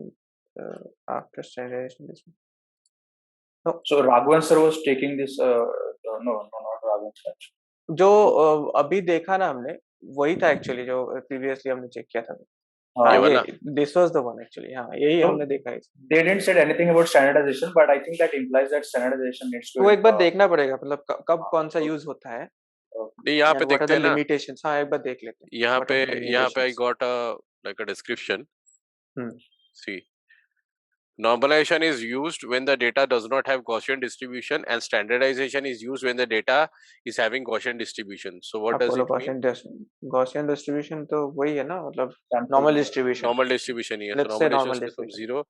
Okay, so normal distribution scales from 0 to 1 and -1 to 1, and standardization is not bounded by any range. So normalization is highly affected by outliers. Okay, so when we have outliers, we should not use normalization. That min max scaler. Yes. Simple as that. Answer मिल गया बस। Let's take the screenshot and keep. Kalpesh भी वही बोल रहा था कि if there is outliers, let's not use min max. Best, हाँ. So normalized data set will have values that range from 0 and 1. A standardization data set. हाँ वही है, same thing is written. Okay, so clear? Yes, चलो, good. So इसको incognito को बंद करते हैं। Okay, so now what was next? PCA. What is PCA? Clustering बचा है रे। क्लस्टरिंग के बाद आएंगे ना, PCA के बाद आएंगे क्लस्टरिंग पे। ऐसा क्या? कि क्लस्टरिंग पहले करें? पहले मॉडल सब कर लेते, PCA तो एडवांस्ड है ना टेक्निक। ठीक है, so model clustering तीनों बाकी है। लीनियर तो हो गया, ठीक है। लॉजिस्टिक और लीनियर का कोड देख लेते हैं ना, लीनियर का। बाय द वे कब तक करोगे ये मीटिंग? जब तक है जान। यस जब तक है जान। तुमको कहाँ जाना है अभी?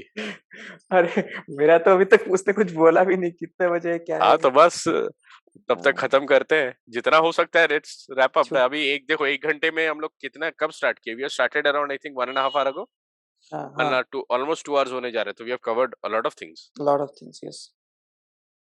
सो देखते जाते हैं। लीनियर रिग्रेशन का कोड देख लेते हैं, लॉजिस्टिक का कोड देख लेते हैं। लॉजिस्टिक का ग्राफ याद है सबको कैसे होता है? Yes. एस के तरह होता है, बीच से कटता है। हाँ, Shaped. हाँ. राइट। सो लीनियर रिग्रेशन का कोड एक बार देख लेते हैं। सी और उसका लीनियर का तो ठीक है, y equal to mx plus c। हाँ, सो इसका भी हाँ,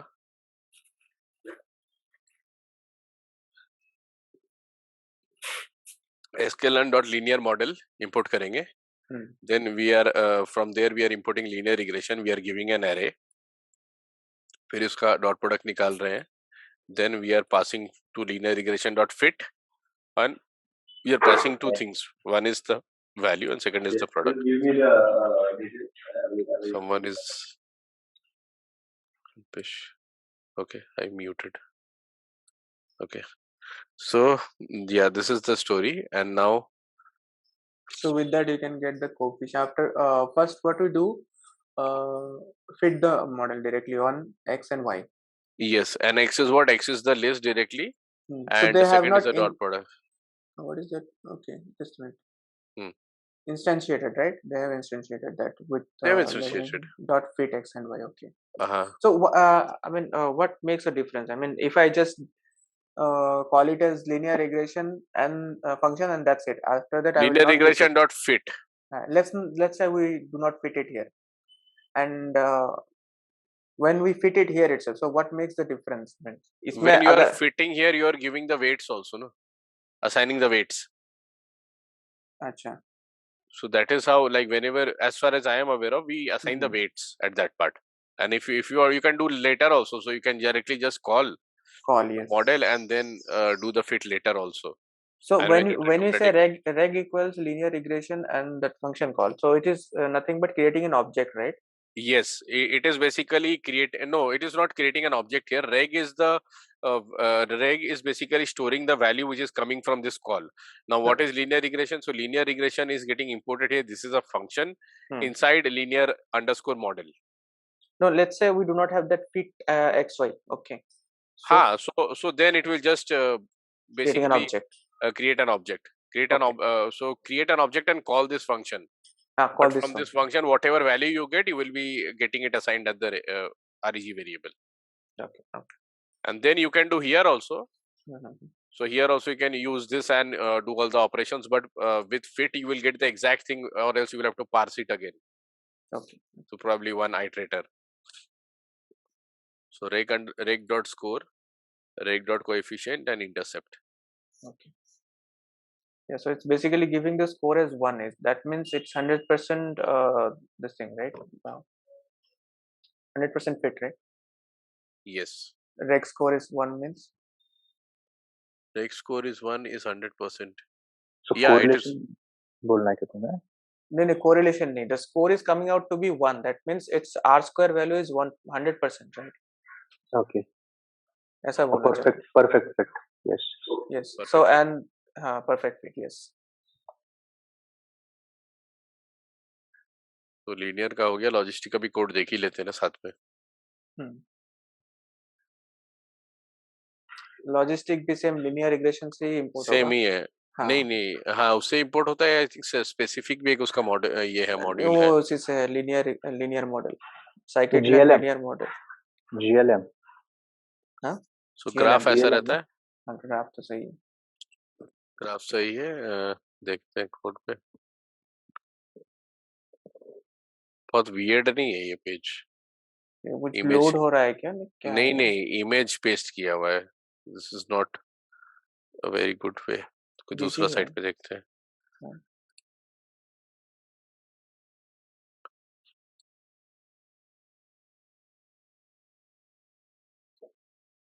क्या है लॉजिस्टिक?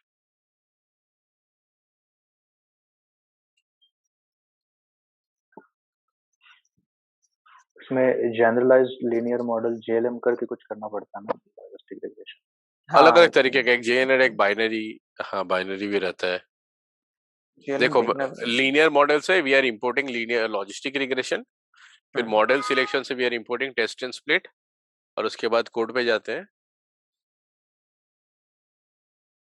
ये सब तो अपना डेटा प्रोसेसिंग हो गया। इधर गया कोड।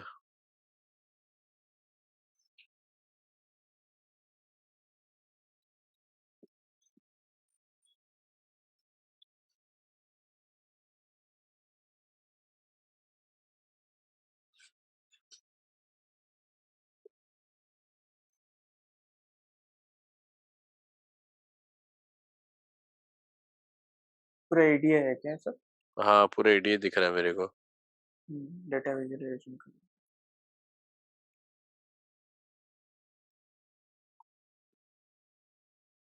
डमी वेरिएबल क्रिएट हो गया यहाँ पे।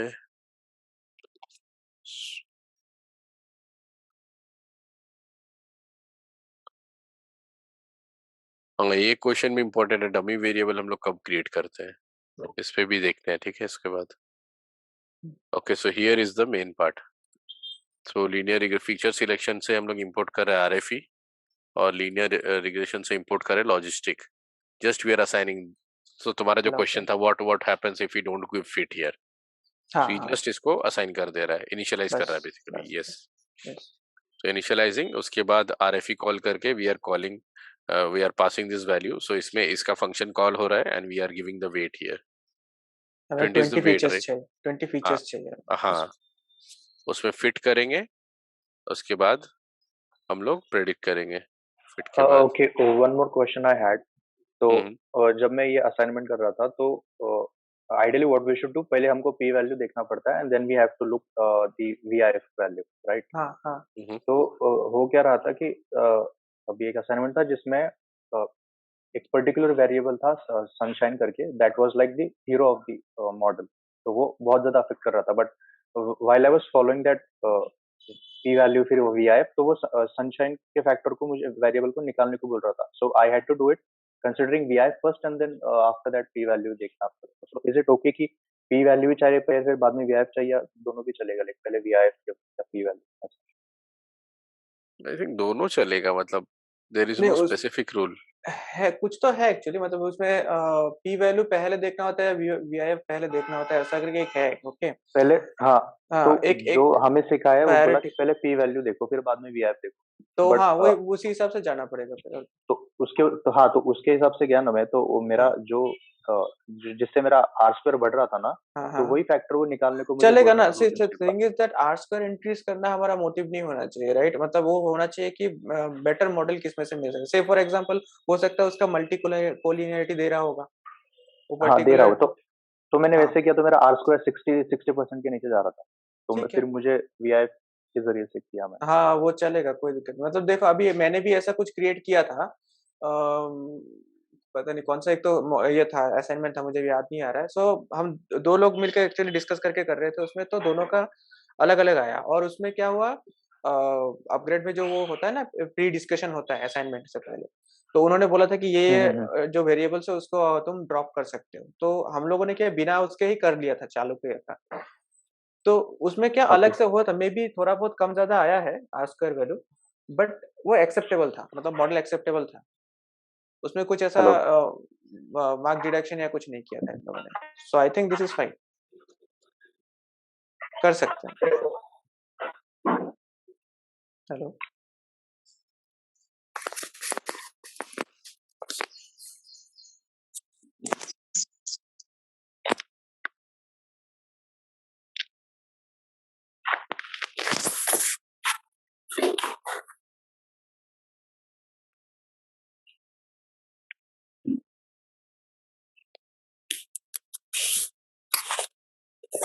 मल्टीपल कोलिनियरिटी, मल्टी कोलिनियरिटी, हाँ, तो उसको भी वी ट्रीट लाइक, ये एक इम्पोर्टेंट पॉइंट है। Does multicollinearity increase with increasing the p value? Multicollinearity affects the coefficient and the p value but does not influence the prediction or any kind of goodness of statistics, goodness of fit. Interpretation और inference affect नहीं होता है शायद. Right. और predictions भी किसी तरह का. हाँ, सिर्फ साइन और साइन चेंज हो सकते हैं और कोएफिशिएंट्स चेंज ऊपर नीचे हो सकते हैं. तो नेगेटिव पॉजिटिव भी हो सकता है, कम ज्यादा भी हो सकता है. राइट. पहले देखते हैं पी वैल्यू एग्जैक्टली होता क्या है. P value is the probability of accepting the null hypothesis. तो राइट. जितना और इसका ग्राफ रहेगा तो जितना ऐसे. ज्यादा, हाँ वही, जितना कम P value. इसको क्रिटिकल पॉइंट बोलते हैं ना. क्रिटिकल पॉइंट है critical value where the graph upper almost critical and lower touches. critical. Upper critical, lower critical. Right. Yes. Left one is the lower one and the right one is the upper one. उसमें अगर acceptance zone, ये क्या बोलते हैं उसमें? Acceptance region. Critical region. Okay. Yes. So, to the left of that it will be accepted and to the right. तो वो null acceptance region मतलब उसमें गिरा तो we can accept the null hypothesis. अगर critical region में गिरा तो we like null hypothesis, alternate hypothesis होता है. हाँ, एक्सेप्ट कर सकते, मतलब वो तो बोलते हैं फेल टू रिजेक्ट बोलते हैं, राइट? हाँ, फेल टू रिजेक्ट. हाँ, एक्सेप्ट मतलब वही फेल टू रिजेक्ट. हाँ, we fail to reject the null hypothesis. Right. Okay, so p value is nothing but कोई भी एक हाँ probability of accepting the null hypothesis. Okay. सो अब देख लेते confusion matrix. comes out from logistic regression.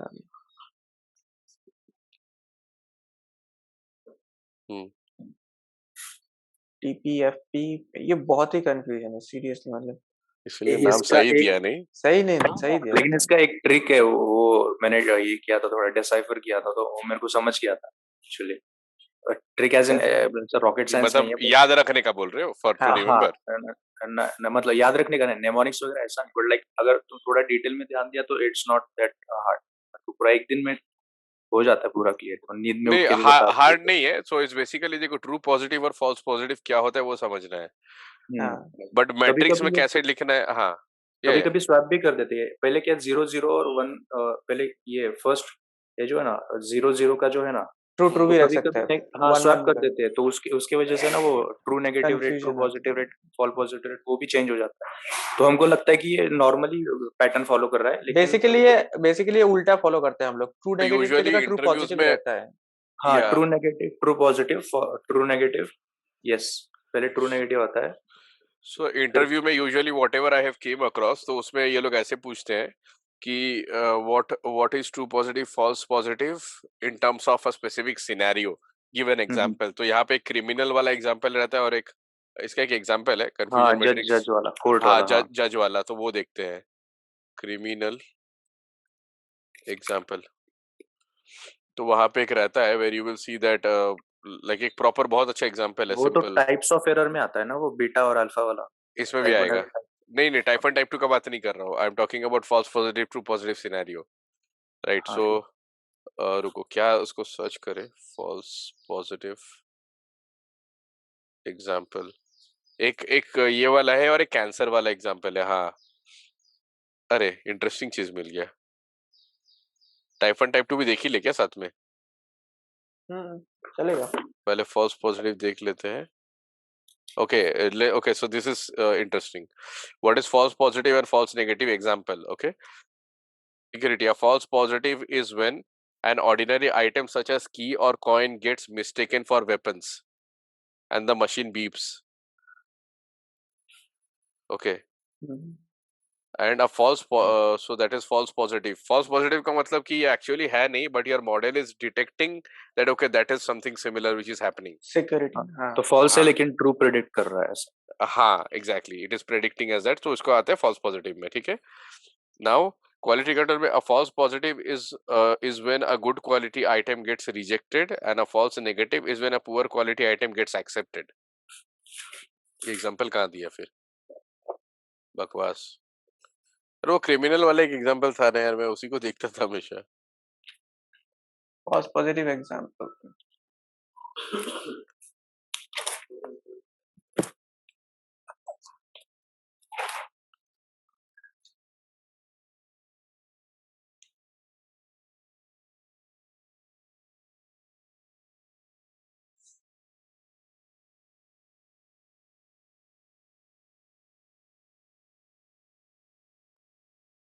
एक सिंपल जज वाला एग्जांपल था. I am not getting that example.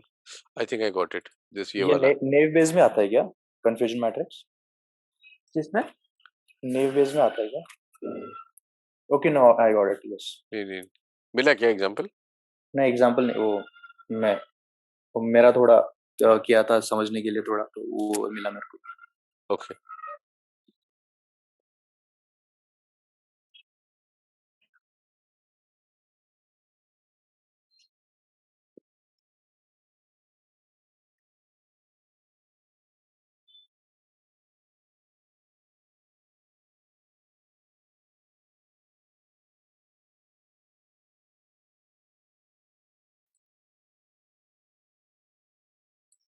हाँ, ये कैंसर वाला एग्जांपल था.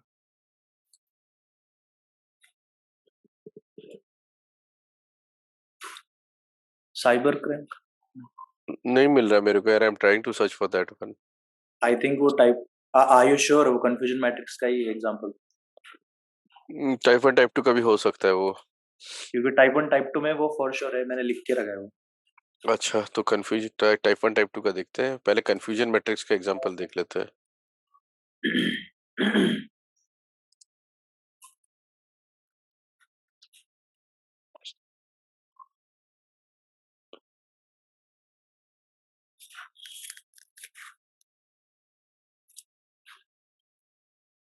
नहीं मिल रहा इसमें टाइप 1 टाइप 2.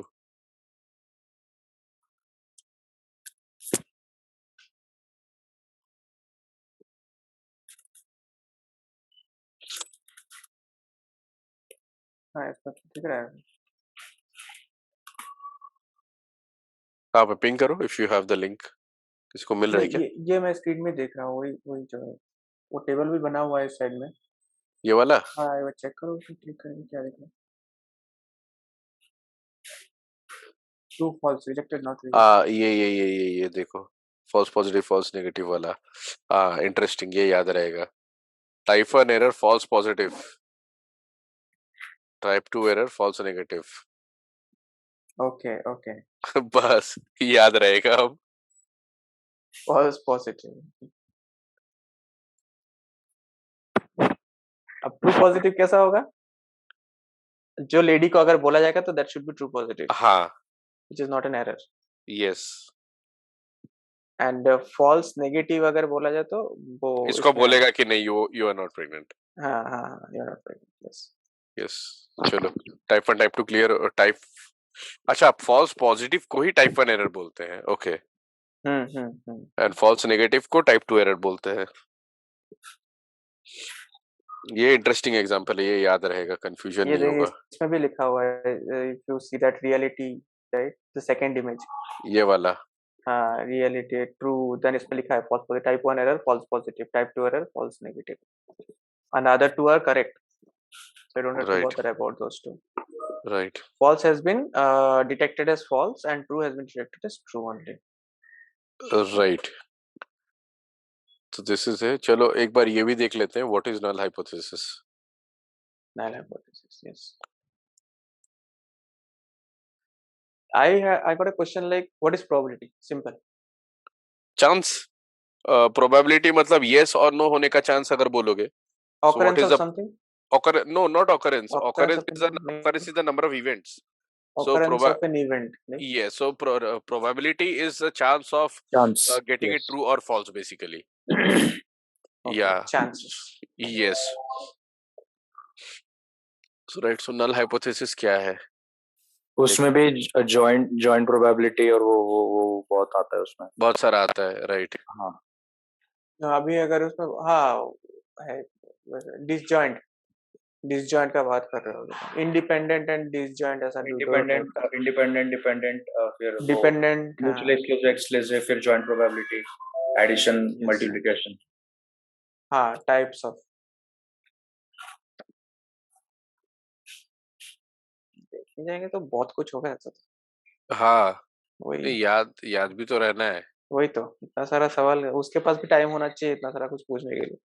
मैं ये सब इंटरव्यू के लिए प्रिपेयर किया था, लेकिन मुझे क्या पूछा रहा मालूम है इंटरव्यू में? फ्लूइड मैकेनिक से कोई तो फॉर्मूला पूछा, बोलता है ये तुमको मालूम है क्या? तो मैं पूरा रेडी था कि मेरे क्या करना है. पता नहीं, मैंने फुल स्टिकी नोट्स वगैरह चिपका के रखे थे फॉर्मूला के, ठीक है, हाँ। मतलब इनकेस फॉर्मूला, क्योंकि डिराइव करने को तो टाइम नहीं रहता ना, तो हाँ, उसने वो हाँ। सब छोड़ के पाइथन वाइथन का छोड़ के मेरे को इंजीनियरिंग का फ्लूइड मैकेनिक्स का फॉर्मूला पूछा और बोलता तुमको क्लियर नहीं है ऐसा वैसा।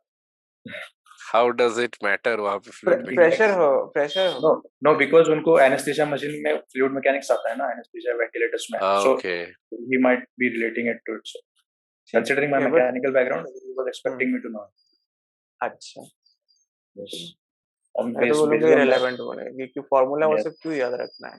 हाँ, concept पूछ लेता तो that still makes sense. अलग concept, हाँ, right? चलो ये it actually contributed in my rejection. नहीं है, कोई बात नहीं, आगे भी ऑप्शन मिल जाएगा. Okay, so alternate hypothesis और null hypothesis क्या है? simple example से देखते हैं. Null hypothesis will always have the equal sign, right? Equal, greater than equal to, less than equal to, or equal to. हाँ, तो यहाँ पे ऐसे यहाँ पे कि like as per this, like हम लोग कुछ ऐड करते हैं. Like if we are contributing on something and still we are saying no, the result will be false. Like for an example here, application of biofertilizer X do not increase the plant growth. That is null hypothesis. Alternate hypothesis is application of biofertilizer where X increases the plant growth. हाँ, उसका yes और no में आता है. अगर वो ना बोलेगा तो यहाँ right. तो मतलब so now basically ऐसा भी, तो सिंपल टर्म में मैंने ऐसा याद रखा था कि नल हाइपोथेसिस जो मैं बोलता हूँ, ऑल्टरनेट हाइपोथेसिस मतलब कोई दुश्मन मेरा आके बोलता है कि नहीं भाई ये गलत बोल रहा है, ऐसा नहीं कंसीडर कर सकता. हाँ, बराबर. Alternate should be always against you. Challenging, yes, it challenges us. हाँ, नल हाइपोथेसिस को चैलेंज करना बेसिकली. हाँ, तो नल अपना है और अल्टरनेट हाइपोथेसिस मतलब अपने दुश्मन का ऐसे पकड़ के चल सकता है. राइट. बट वो चीज भी एक बार क्लियर होना चाहिए. Like when you are actually defining null hypothesis, it should be always having the equal sign in that. हाँ, equal to, greater than equal to. हाँ, वो तो भी डिपेंड करता है कि वो मिल जाएगा प्रॉब्लम कहीं स्टेटमेंट में पर, क्या है, वो कहीं इधर मिल जाएगा.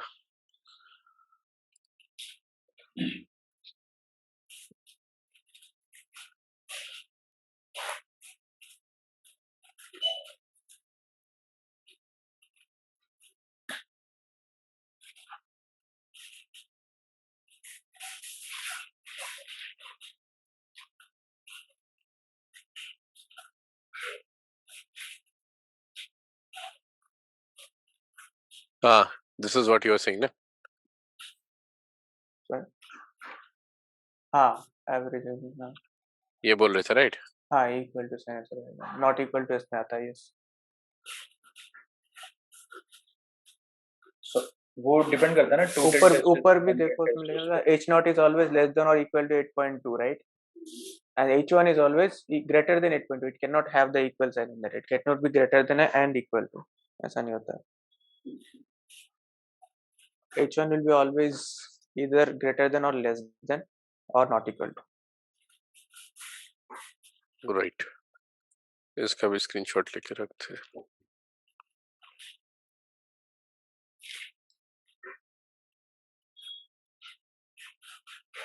और उसमें ये भी है कि जो ऑल्टरनेट हाइपोथेसिस है ना, उसमें अपर टेल टेस्ट में हमेशा ऑल्टरनेट हाइपोथेसिस का साइन ग्रेटर देन होता है और लोअर टेल टेस्ट में लेस देन साइन होता है. I can share photo if you want. और या शेयर नो, स्क्रीन शेयर करो इफ यू हैव एनीथिंग. ये लिख के ये बीआईडीए के ग्रुप पे शेयर करो. ओके.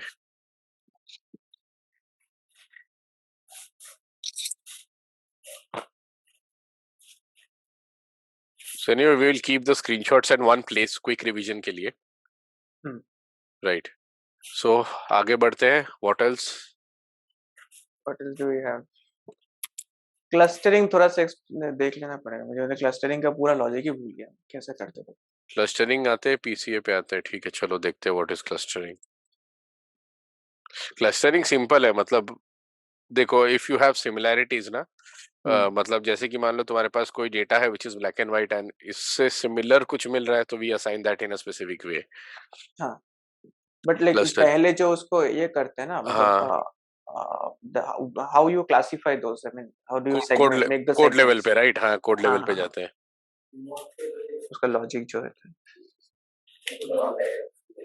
थोड़ा थोड़ा याद है, एक तो है के मींस क्लस्टरिंग, वो एक यूज करते हैं, राइट? हाँ, ये के मींस जैसे लिखा है, number of clusters using the के वैल्यू, राइट। तो पहले से देखते हैं क्लस्टरिंग आता कहाँ से, sklearn.cluster से आता है, एंड वहां से फीचर एक्सट्रैक्शन, मैट्रिक्स, ये सब ले सकते हैं। Now these are the different clustering methods.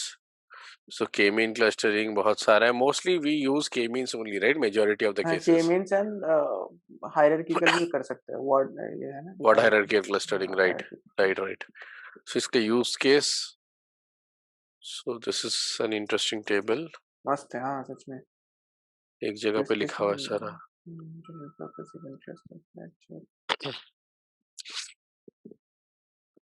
Very large samples. Have you used clustering somewhere in your job? Yeah, once I have. Okay. So mostly I have worked with k-means. K-means. And what was the use case? What was the problem? Use case exactly तो याद नहीं है, but it was somewhere related to disease, like disease को लेके था कुछ. अच्छा, normally exactly, what I we don't know is, remember. मतलब जैसे इसका emails का रहता है कि spam and ham का. हाँ, उसमें वैसा था कि there were different category of diseases, and we were trying to understand that वो किसके bucket में जाएगा, something around that. अच्छा, disease का. हाँ.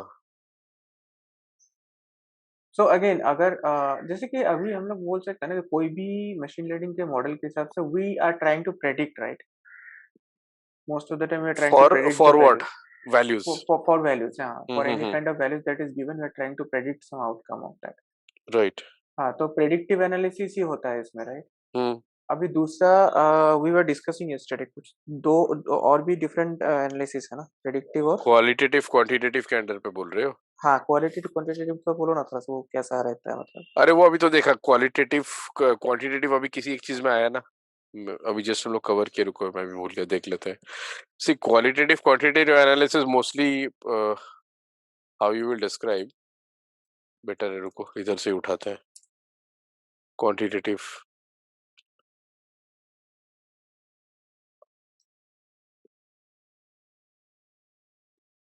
like which algorithm you are trying to use, वैसे करके बोल रहे हो? हाँ, which algorithm are trying to use and what's the difference exactly, like मतलब predictive analysis डिफरेंस तो most वही है that you are trying to restrict and analyze in terms of number in quantitative, and qualitative में पूरे data को भी understand, right? So exactly how to put it. Okay, so see, quantitative जो बोला, quantitative deals with numbers and statistics, while qualitative deals with the meaning. So mostly so मतलब variable जिसमें measure and outcome में भी hypothesis. हाँ, yes and no ऐसा करके आएगा तो maybe that is qualitative, is it? Qualitative, yes. Okay. और बाकी जितना भी hypothesis वगैरह है, where you are trying to measure things in terms of numbers and stats, so that will be into quantitative. Okay.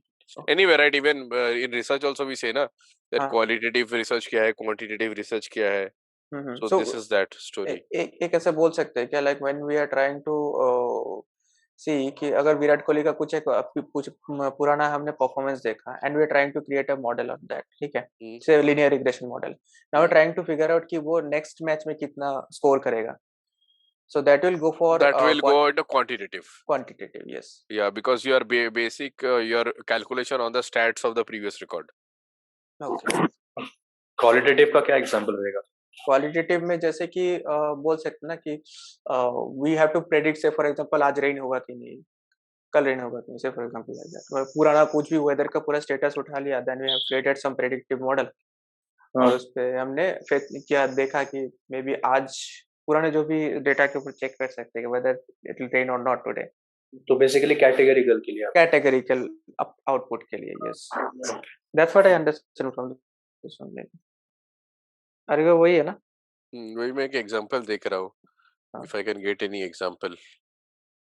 Use cases मतलब ये upgrade का ही है, मतलब मेरा एक मॉक इंटरव्यू लिया था इसने, मेरा मेंटर ने, so she asked me such kind of questions. वो तुम्हारा हो गया क्या, मतलब अपग्रेड से? अपग्रेड से हाँ, वो मेंटर का रहता है ना, 3 सेशन है, so first 2 sessions I had already done, then third one was mock interview. Which batch you were in? 38 C38। तो मैं भी C38 से ही हूँ मैं भी। अच्छा, फेब 2022 नहीं फेब 22 नहीं, मेरा देखो इसमें नवंबर का मैंने कोहॉर्ट है। एग्जांपल मिल गया, सो वेरी सिमिलर, मिल गया ना? कैटेगोरिकल की तरह से ही दिखाना है। So examples would be like observing a reaction of creating something, कुछ हो रहा है, some kind of impact. Qualitative का ना? क्वालिटेटिव का, यस, क्वांटिटेटिव तो क्लियर है, दैट इज स्टैट्स। हाँ हाँ हाँ। क्वालिटेटिव का देखो, so qualitative analysis deep learning frameworks, entire study is there. किस तरह का एग्जांपल है? ये बाप रे। नहीं, एग्जांपल का बस कैटेगरी देख रहा हूँ, what category of complex patterns, more popular complex pattern recognition applications, neural network के अंडर पे आता है। डेप्थ में जाने में कंफ्यूज हो जाओगे फालतू का भी। हाँ, deep learning is really deep होता। हाँ, और क्या था यार? पीसीए देखना था, नल हाइपोथेसिस हम लोगों ने देख लिया, टाइप 1 टाइप 2 एरर देख लिया। नाउ सी के मींस के अंडर पे आता है पीसीए। के पीसीए, मींस के अंडर पीसी आता है। हाँ देखो ना, प्रिंसिपल कंपोनेंट एनालिसिस, हाँ ठीक है, okay. Prior to principal changes, okay. Component analysis, why it is used for dimensionality reduction, Yes, right. Right? तब देख लेते पीसीए भी क्या है जब आ गया है तो। So PCA is Dimensionality what? reduction. Dimensionality reduction. Problems behind it is मतलब अपने पास अगर बहुत complex model create हो रहा है, so how do we make the model simpler? Right, So, and there we use the PCF by reducing the dimension and everything. Right. Yes. Mostly like major use case is dimensionality reduction itself, PCA। तो यहाँ पे vector का application है। PCA में vector components, some components will be created, vector components। Incremental और fit वगैरह करने के लिए, पार्शियल फिट। वेक्टर्स कोड किधर है? Okay, PCA using SVD. SVD तो यार याद भी नहीं है मेरे को। एसवीडी तो अपने इसमें है नहीं वैसा भी। हाँ, एसवीडी थोड़ा कॉम्प्लेक्स भी है, अभी मत देखो SVD. So principal component analysis में if you get questions, mostly it will be why it is used, so that will be around multi dimension, मतलब dimensionality reduction के लिए why we need to reduce the dimensionality, because that is usually very complex to process, right? So ये भी देख लेते हैं, why do we reduce dimensionality? Okay, so it reduces the time and storage space required. It helps in removing multicollinearity and also improves the interpretation of parameters of machine learning model. It becomes easier to visualize 2D and 3D. So yeah, let's take this shot.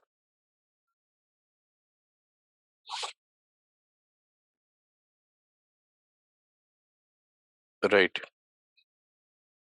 और क्या रहा हमारा topic में? और क्या है, clustering हो गया, डिसीजन ट्री, रैंडम फॉरेस्ट, वो सब देख सकते हैं। Bagging, boosting, decision tree, random forest, model evaluation. हाँ, ये तीनों एक ही बार में आ सकता है। हाँ, सो बैगिंग वर्सेस बूस्टिंग, पहले ये देखते हैं।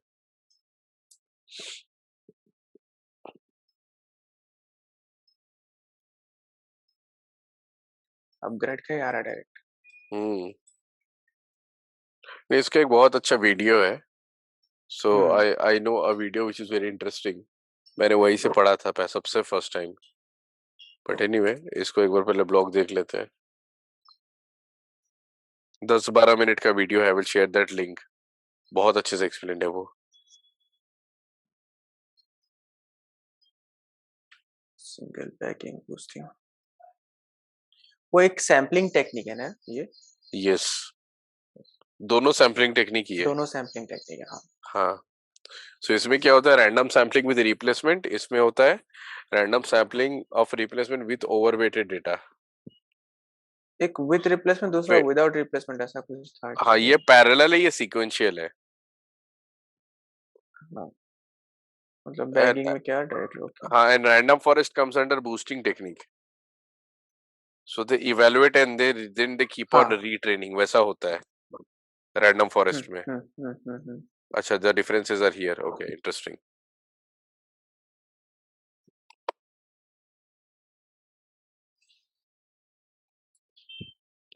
So both are ensemble techniques to get n learners from one learner, but while they are built independently for bagging, boosting tries to add new models and do well than the when the previous model fails. Okay.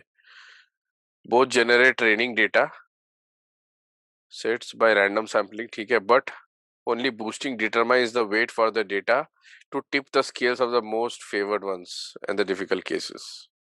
Okay. Both make a final decision by average n learners or taking the majority of them. But it is equally weighted. Average of bagging and a weighted average for boosting. So difference समझ में आया? मतलब majority case में क्या हो रहा है that here basically like in boosting we basically keep on retraining based on the previous decision. Yes. And accordingly we keep on adjusting the weights. But here in bagging we consider a specific way and we just train. That's it. Bagging में we directly check the weight and then go for it. Right, and one more advantage is that boosting will give you better performance and will help you to reduce overfitting. क्योंकि इसमें क्या होता है replacement है ना, तो we Yes. keep on replacing and we keep on checking the weight again and again and then consider the best out of it. Exactly. हाँ, उसमें boosting में और एक चीज भी है, I think it considers this thing the rows, right? So the data as well as the features. It checks both. So it will take some sample of the data and it will search for the weight. Again, it will go compare with selecting different features also. Understanding, right? मतलब क्या है, say for example उसने इस बार कुछ at a time उसने कुछ sample उठाया data का and then again it might have अगली बार अगर सेम सैंपल उठाता है तो वेट पे एडजस्ट करता है वो. हाँ, किसी में मतलब वो फीचर्स कॉमन रहेंगे. राइट. इस बार में उसने 10 फीचर्स में से मे बी 3 फीचर सिलेक्ट किया और उसमें से कुछ certain amount of data select किया. नेक्स्ट टाइम वो 2 फीचर में भी रिप्लेस होगा. So with that it starts calculating the this thing weights और उसमें से ऐसे फोल्ड बनाता है कि हाँ ये एक सेट ऑफ फोल्ड हो गया, इसको कंसीडर कर सकते हैं, सेट ऑफ फोल्ड हो गया. राइट. लाइकवाइज इसके लिए इसमें आई थिंक जो लास्ट पॉइंट था क्या overfitting. Overfitting resolve, it helps to resolve overfitting. Overfitting बस डिसीजन ट्री में. तो उसका मतलब बैगिंग ओवरफिटिंग रिजॉल्व करेगा, boosting might increase the overfitting. हाँ, क्योंकि वो बहुत ज्यादा डेटा के ऊपर ये करता है, रीड करता है, तो इसीलिए मे बी वो ओवरफिट भी हो सकता है, राइट? मतलब बार बार वो एक एक फीचर को देखते रहेगा तो राइट. तो it will read the data more. It will read definitely because काफी ज्यादा डेटा पे वो ट्रेन होता है. that is the reason. हाँ, बट इसमें और एक चीज भी है, ये कभी कभार ऐसा होता है कि पूरा ट्रेन डेटा को वो कंसीडर करता भी नहीं है. ऐसा मुझे याद है थोड़ा सा कि मतलब पूरा ट्रेन डेटा वो साइजिंग पे रहता है. हाँ, कुछ फीचर्स वो ऐसे ही छोड़ देता है, मतलब without considering it for the computer model. ऐसा कभी-कभी ऐसा होता है. हाँ, नहीं इसी में तो that's the reason we use random forest, right? Random forest भी तो बूस्टिंग में आता है. देखते हैं बूस्टिंग.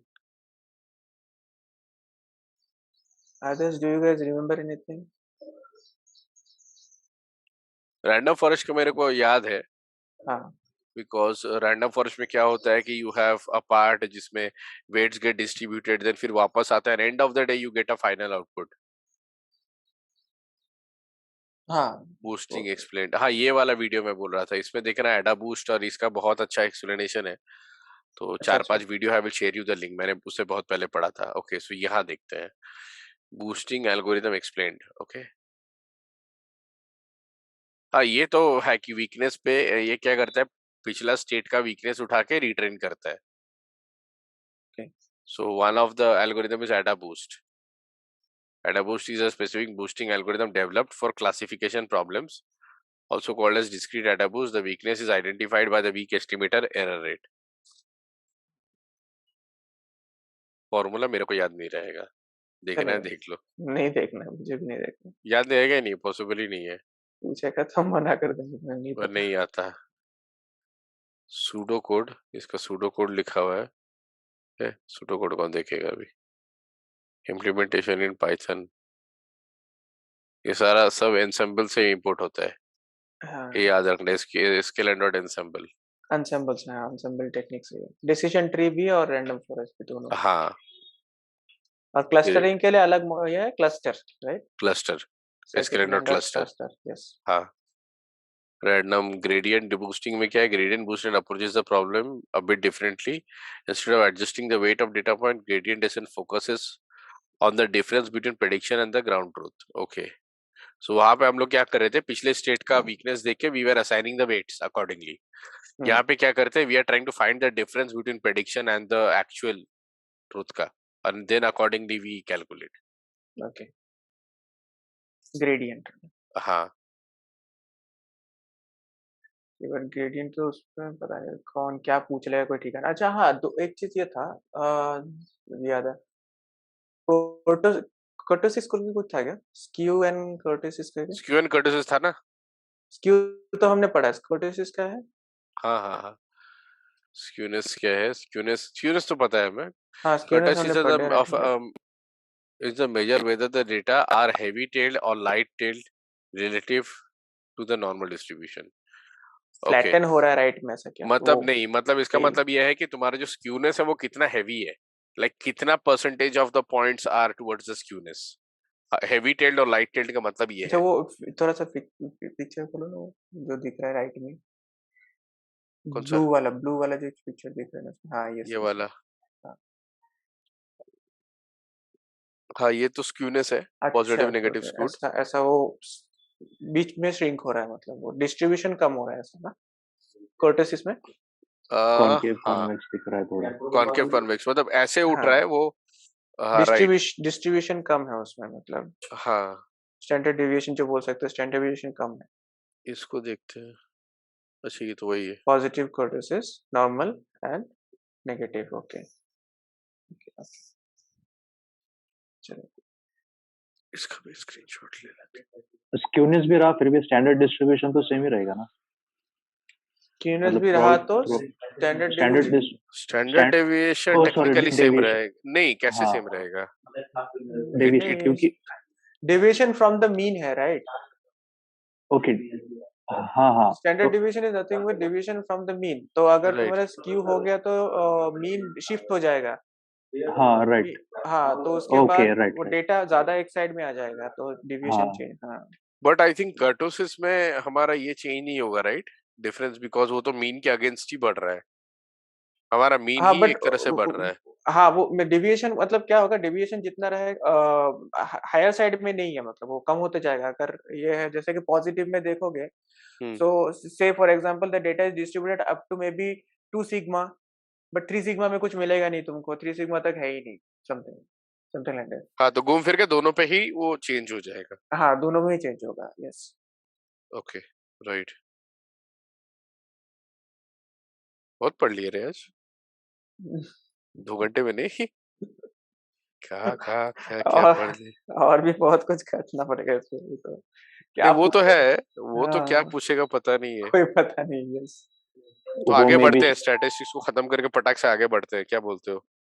हाँ, वो ये भी कवर कर लो ना, प्रिसिजन रिकॉल और ट्रू पॉजिटिव।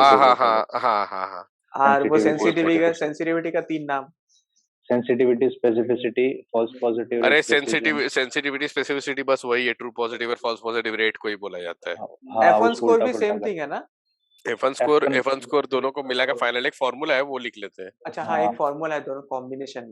F1 स्कोर का ही फार्मूला दिखने पे तीनों मिलेगा। Harmonic score of precision and harmonic relation of, बस ये याद रखो, ये फार्मूला याद रखो। 2 into P R upon P plus R ऐसा कुछ। रुको क्या दे रहा है ये फार्मूला, बस इतना काफी है। 2 into precision and recall divided by precision plus recall। Yes, true positive pay true positive false positive, तो ये प्रिसिजन जो है वही सेंसिटिविटी है, राइट?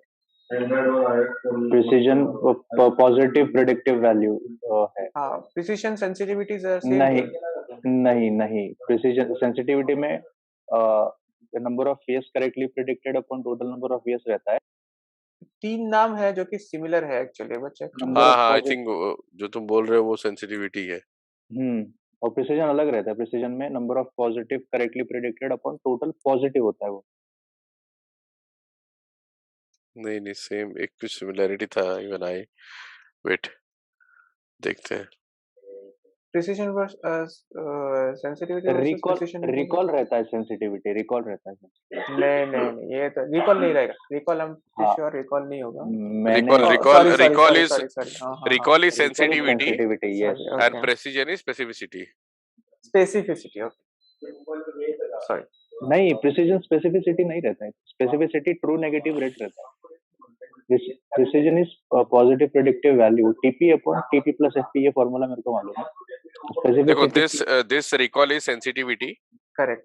स्पेसिफिसिटी देखते रुको. स्पेसिफिसिटी चेक वो true negative upon true negative plus false positive है.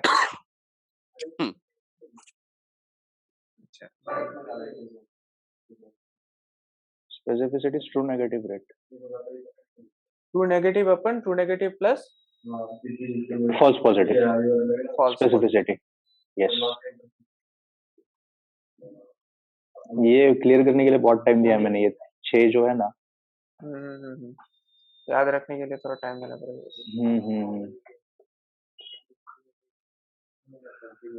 Recall and sensitivity are the same thing. See, I have a photo if you want. Precision and sensitivity are related to true positive. So specificity जो है that is associated to true negative. True negative, right? Yes, that's what I'm saying. हाँ. Precision, recall, sensitivity and recall are the same thing, but those two are different. Yes. Formulas direct check करो सबका. मैं भेजता नहीं, photo भेजता सब जगह पे. पिंक कलर वाला फोटो जो ऊपर लेफ्ट में. कौन सा? लेफ्ट में पिंक कलर का फोटो. ये वाला. हाँ.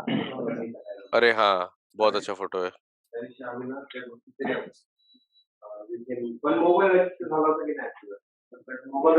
ओके सो सेंसिटिविटी क्या है? सेंसिटिविटी हो गया ट्रू पॉजिटिव के साथ और स्पेसिफिसिटी हो गया ट्रू नेगेटिव के साथ. बस यही याद रखना है. लेकिन कैसे याद रखोगे? याद रख रहे हो तो सब याद रखना है. Sensitivity is related to the positive part actually. So true positive by true positive plus false negative. So false negative क्यों है? Okay, it's like the first row को पूरा consider करना पड़ेगा. That's it. Positive में जो अगर तुम लिखोगे, so TP and FN comes in the same row. So TP by TP plus FN. ऐसे याद रखना. टेबल याद रखना पड़ेगा.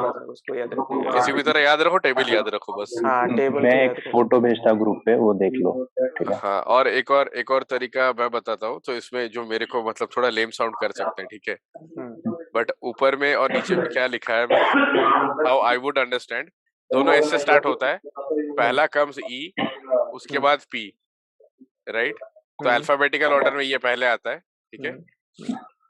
उसके बाद तुमने जो लॉजिक बोला कि ट्रू पॉजिटिव ऊपर सबसे पहले वाला यहाँ डाल दो और इसका ऑल्टरनेट यहाँ डाल दो. हाँ एग्जैक्ट ऑल्टरनेट है. टीपी का टीएन हो जाएगा और हाँ लेकिन जब ये पॉजिटिव भाई ऐसे और एक और तरीका मिला. सेंसिटिविटी राइट, तो एन आ रहा है. और स्पेसिफिसिटी तो पी आ रहा है. इसका ऑपोजिट है. अच्छा उसका ऑपोजिट है. ओके हाँ ठीक है. सेंसिटिविटी तो जैसे याद रख सकते हो बस याद रख लो. But accuracy is not used much right. नहीं एक्यूरेसी हम लोग बहुत कम निकालते हैं. मतलब प्रैक्टिकली एक्यूरेसी कितना जगह कंसीडर होता है. बिजनेस प्रॉब्लम चाहिए तो फिर एक्यूरेसी नहीं देखते हैं. Sensitivity specificity. हाँ सेंसिटिविटी और स्पेसिफिसिटी. Okay yes. ग्रीन पे क्यों लिखा है रे? वो दिखता है ना, बहुत घुट के दिखता है इसलिए. क्या चीज? मुझे कुछ नहीं दिख रहा. देख फोटो भेजा हो ग्रुप में, ग्रीन है. अच्छा ये उस ग्रुप में नहीं है. ओके ऐड कर दो उसको. ऐड कर देता हूँ मैं. कम्युनिटी बना रहे हैं हम लोग हैं मशीन ऑलरेडी. हाँ अंदर कम्युनिटी बना रहे हैं. सही है.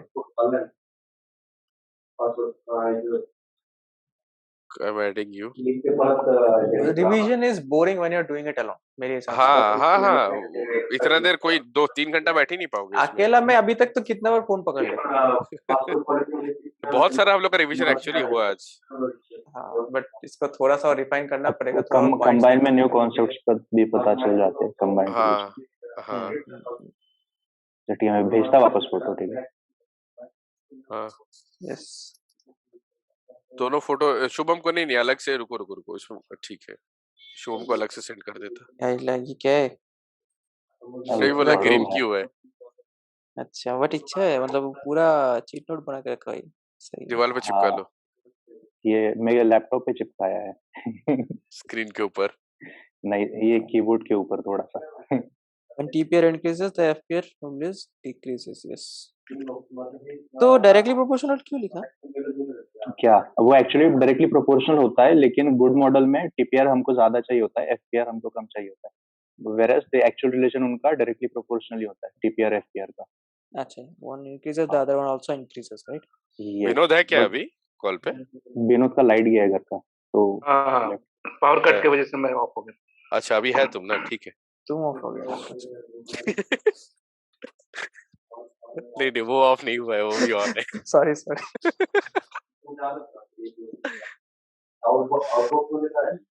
ओके, आज चलो आगे बढ़ते हैं फटाफट आगे. वैसे बहुत हट के इस पे. यस. नेक्स्ट क्या है? और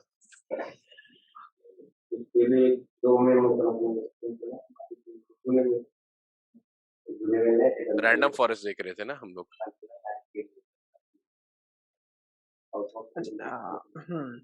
बोलो. नहीं, उसके बाद इवैल्यूएशन आ जाएगा ना, मॉडल इवैल्यूएशन. हाँ, इसके बाद मॉडल इवैल्यूएशन पे आएंगे. रैंडम फॉरेस्ट तो सिंपल है, पता ही होगा. मतलब कि एक से दूसरे में जाएगा, दूसरे से तीसरे में जाएगा, ऐसे करके अलग अलग नोड्स बनता है. And going ahead we process. इसका एल्गोरिदम निकालते हैं. रुको, एल्गोरिदम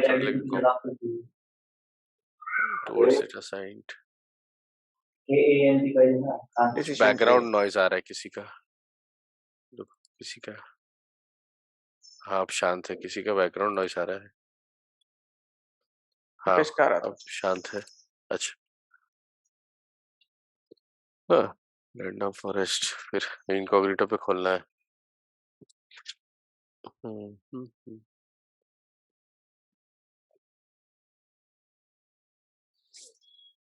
यार इसका I will share your video. इससे मत देखो, कंफ्यूजन बढ़ेगा.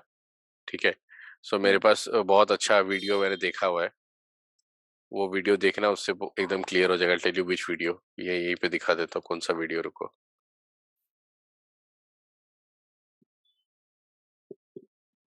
कृष्णा का ही एक वीडियो है, रैंडम फॉरेस्ट.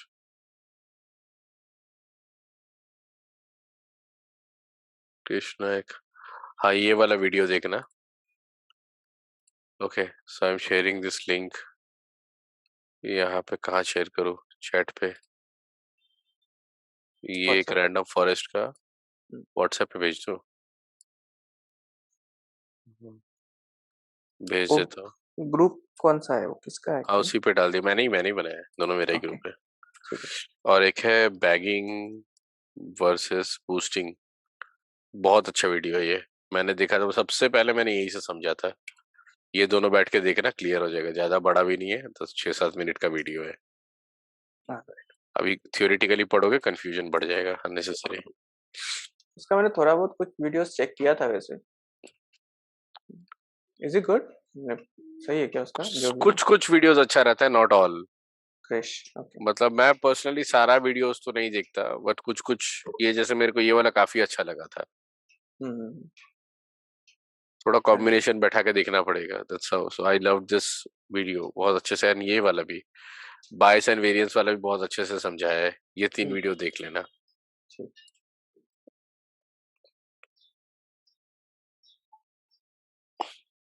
अच्छा, इसमें एक चीज मुझे पूछना था कि while creating the models and all, तुम लोगों को इसमें ऐसा कुछ रहता है कि the best practices you have to follow, create, I mean write the efficient codes and everything, ऐसा कुछ रहता है? वो तो रहेगा ही. तुम्हारा मतलब normal when you best are working, practices रहेगा. हाँ. When you are working, it should be optimized. Then you should be using less data structures or optimized. Like for example, you have a larger data set, and there you are trying to use like problem statements which are very long. For an example, like you have data in billions and you are using a data frame, so it will take you days to execute. In that case, what you should use, so that counts, that is important. Okay. So जैसे कोई भी code लिखा तो it should be optimized as a whole. Yes, 100% it should be yes. Basically the compilation time and the time, like basically the time complexity should be less. Compilation time should be less, yes. तो Yes. मतलब how do you do that? I mean, कैसे वो best practice में तुम कैसे कर सकते हो? वो लिखते लिखते पता चलता है. Like if you are suppose so one of the practice what I can say is that whenever we are initializing a variable and suppose we are not using it in later stage, so the best practice is to delete. So del, you can use del and then write the variable name, it will delete the variable. Else क्या होता है, it creates a heap size in the memory. So उस तरह से सोचना पड़ता है, and how many bytes it calculates. So whenever you are using one integer, integer takes 2 bytes. Then if you are using that into 10 times, so 2 into 10 times 20 bytes are getting used. Yes. So that is how we calculate usually.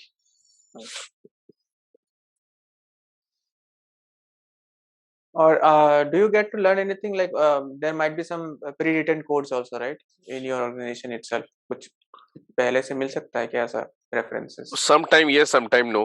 Depend कि कौन सा project में हो. मेरे को जब मैंने start किया था तो मेरे को उसमें pre-written code नहीं मिला था. Scratch से start हुआ था. Scratch से मैंने किया था काम. Okay.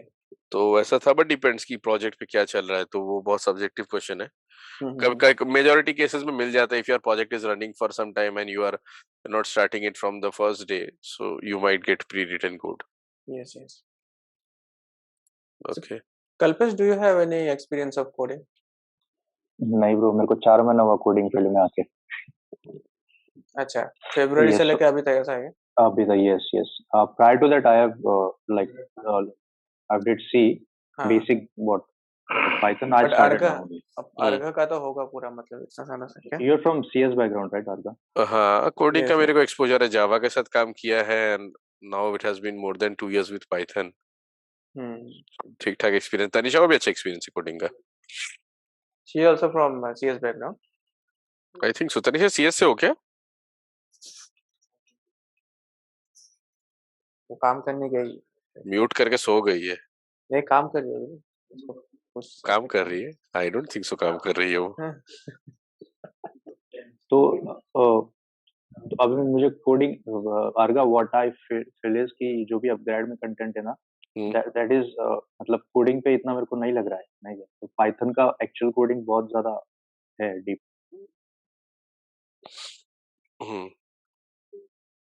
So model evaluate करने के लिए we have some metrics. Okay, so first thing is confusion metrics. So confusion metrics is like a tabular like structure where जो भी observation आप लेते हो कितने correct है कितने नहीं है.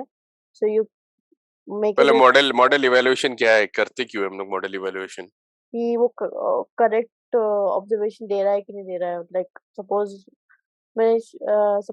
डायबिटीज प्रॉब्लम लिया कि किसी पर्सन को डायबिटीज है या नहीं है. It's a classification problem. तो आपने ऑब्जर्वेशन लिया, किसी को ट्रेनिंग सेट कर दिया, फिर टेस्ट सेट पे आप अप्लाई करते हो वो मॉडल की मुझे सही से दे रहा है कि नहीं दे रहा है output. So for that to evaluate कि हाँ मेरा मॉडल सही काम कर रहा है कि नहीं, you use this matrix. So the first thing is confusion matrix. तो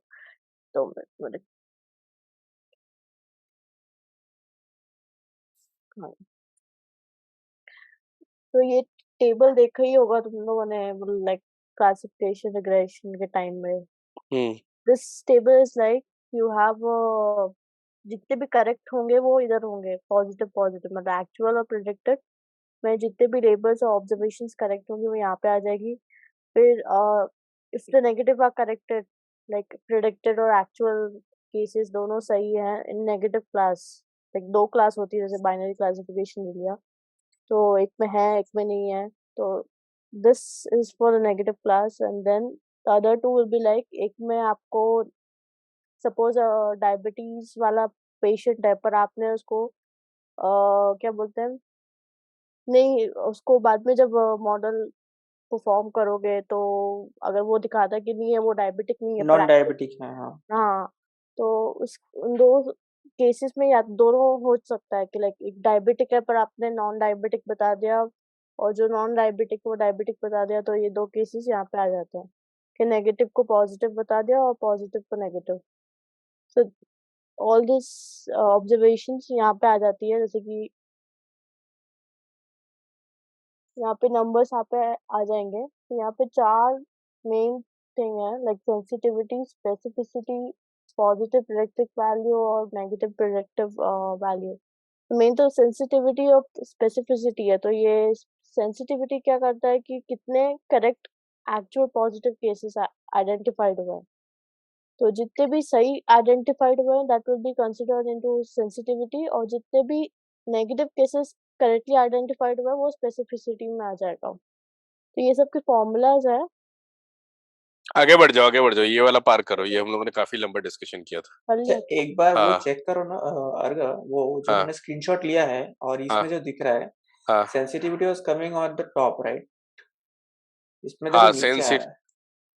टॉप आ रहा है, तो पहला कॉलम क्या है वो भी तो देखो। हाँ हाँ, वो भी देखना पड़ेगा। उसमें क्या था, सेन नेगेटिव था क्या? मैं वही बोल रहा था ना, वो स्वैप करते ट्रू नेगेटिव ट्रू पॉजिटिव जो है ना, वो स्वैप हाँ, तो करते ये स्वैप किया हुआ है टेबल क्या में। हुआ है क्या? अच्छा, हाँ जो सही है, एक्चुअल और वो भी सही था, प्रेडिक्टेड ये भी कॉलम सही है। रहता है ना। हाँ हाँ हाँ। इसमें स्क्वायर स्वैप हुआ है मतलब, ठीक है। हाँ ओके, तो ये तो हो गया ना। हाँ, वो पार करो, F1 स्कोर पार करो, उसके बाद जाते हैं। ये दोनों हम लोगों ने काफी लंबा डिस्कशन किया है। इन एंड लिफ्ट चार्ट्स, हाँ इन एंड लिफ्ट चार्ट्स मैंने कभी यूज नहीं किया यार। कोई बात नहीं, पढ़ लेते हैं। Okay, so they're mainly concerned to check the rank ordering of the probabilities. Here are the steps to build left gain chart. किसमें यूज होगा? नेव बायस में यूज होगा क्या? या ये बस में भी हो सकता है यूज ये। ना जहाँ पे प्रोबेबिलिटी से आप वो फाइंड आउट करते हो कि वेदर, या आई थिंक सो नेव बायस होंगी। क्यूमुलेटिव पॉपुलेशन देख रहा है ना। हाँ, मैंने कभी यूज नहीं किया ये था। मैं भी पहली बार देख रहा हूँ इसको। चलो आगे जाने देते हैं, आगे बढ़ते, चलो आगे बढ़ जाओ। हाँ हाँ चलो। ये भी नहीं किया ये कभी। भी नहीं किया मैंने। ये मैंने एक बार किया है, हाँ, तो उसका बट केस मेरे को बता दो। याद नहीं है कि किस चीज में था। कोलोमोगोरोव, ये क्या है? बंगाली नाम है क्या? कोलोमोगोरोव। हाँ रशियन नाम है वो।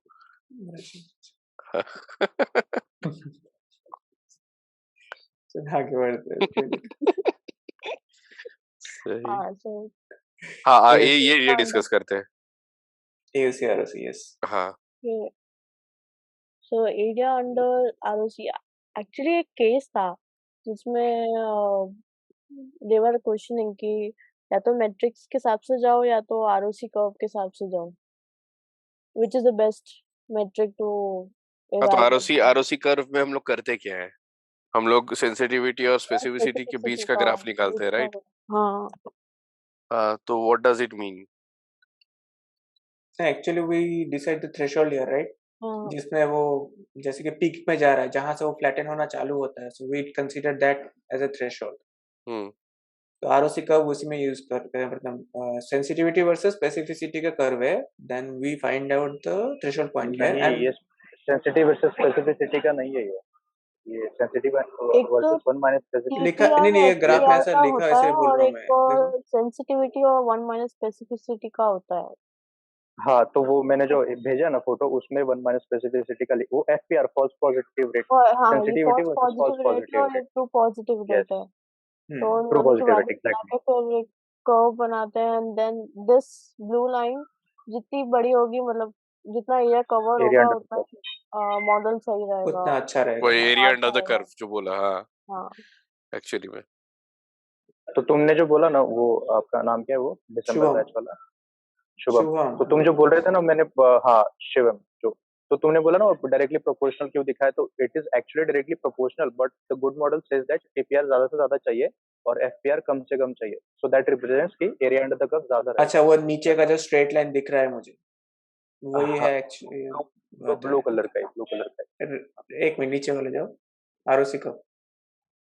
हाँ, इसमें जो ये रैंडम है, हाँ, तो ये ब्लू कलर का लाइन दिखा रहा है कि सेंसिटिविटी और फॉल्स पॉजिटिव डायरेक्टली प्रोपोर्शनल है, लेकिन what the good model says कि हमको टीपीआर ज्यादा से ज्यादा चाहिए और एफपीआर कम से कम चाहिए। ऐसा इसका मतलब ये होगा कि एरिया अंडर द कर्व ज्यादा रहेगा and it will be more towards the top left corner ROC. हाँ, लेफ्ट कॉर्नर में जाएगा। यस, हाँ, वो मैंने लिखा भी है, अ गुड मॉडल सेज ऐसा। तुम वो शीट देखो ग्रीन कलर। ठीक है, ठीक है। ये गो थ्रू हो गया तो फिर आगे बढ़े या कुछ? पर हाँ, एक आगे था ना कि एक ऐसा ग्राफ था जिसमें एक और चीज थी, स्पेसिफिसिटी, सेंसिटिविटी और एक और थी। देन देयर हाँ वाज हाँ, वो तीन एक्यूरेसी ऐसे कर्व होता एक्यूरेसी है, राइट। एक्यूरेसी हाँ, एक्यूरेसी। वो भी थ्रेशोल्ड के लिए था ना, हाँ जहाँ पे जिस पॉइंट पे वो तीनों क्रॉस करता है। हाँ अपने थ्रेशोल्ड इसमें के लिए था था। मॉड्यूल में। है हम लोगों ने वो सब कवर किया, तुम गायब थी उस टाइम।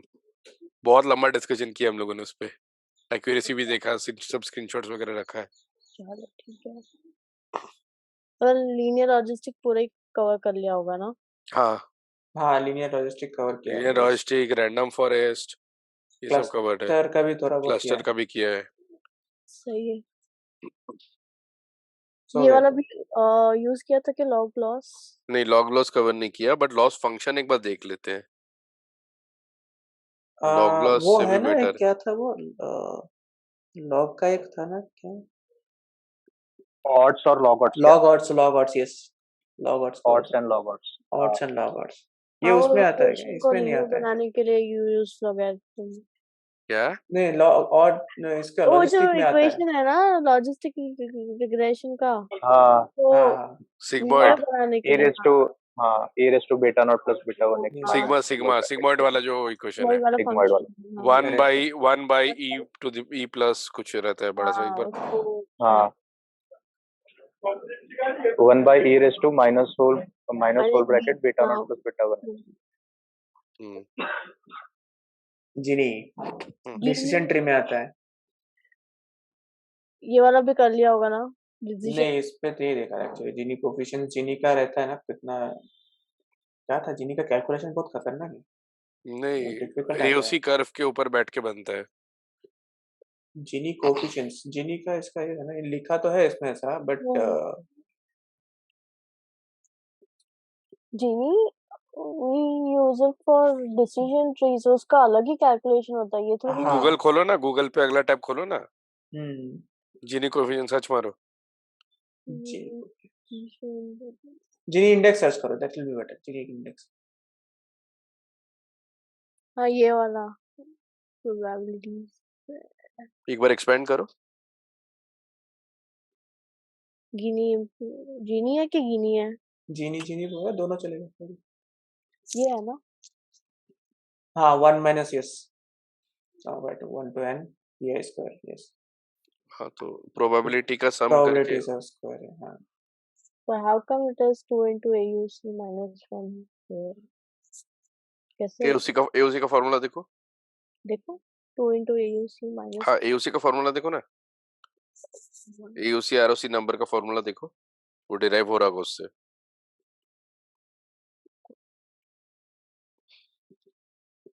शेयरिंग बंद हो गया। हम्म बंद हो गया क्या? हम्म।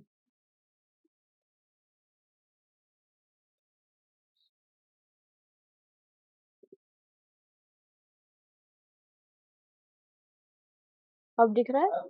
हम्म। एयूसी मिनिमम 0.5 रह सकता है, उसके नीचे नहीं जा सकता ना आरओसी को।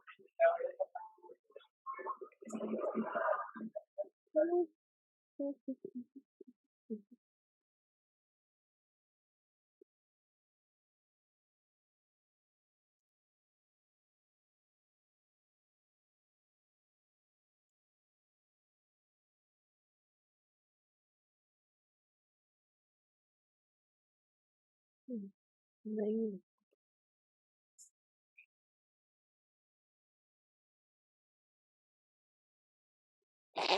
क्यों डेरिवेशन पे जा रही हो? तो देखना है ना कि कैसे होता नहीं है। देखना है, वो कंफ्यूजन बढ़ेगा बहुत ज्यादा अभी।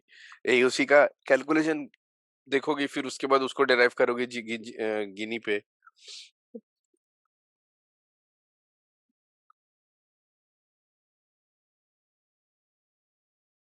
अब कॉन्कॉर्डेंस परसेंटेज निकालो। पहले, तब पता चलेगा तुमको उसका कैलकुलेशन कैसे आ रहा है AUC का। Okay. What is concordance percentage? मारो सर्च, पता चलेगा। इसीलिए ये बोल रहा हूँ शायद डेरिवेशन इमेज पे मत जाओ, अननेसेसरी कॉम्प्लेक्स हो रहा है, फिर वो कंफ्यूजन में आ नहीं, जाओगी। और उससे फॉर्मूला डाल के अगर इमेजेस में गए तो कोई तो एक फोटो दिख जाएगा, उस लिंक पे जा सकते हैं। Okay. क्या करना है? concordance लिखा लूं या AUC? सेम बात है, AUC से कॉन्फिडेंस पे ही जाएगा। इमेजेस से देख लेते हैं। इमेजेस में जाके देखो किधर तो दिख ही जाएगा फॉर्मूला। ये है क्या नीचे? ये तो नहीं लग रहा।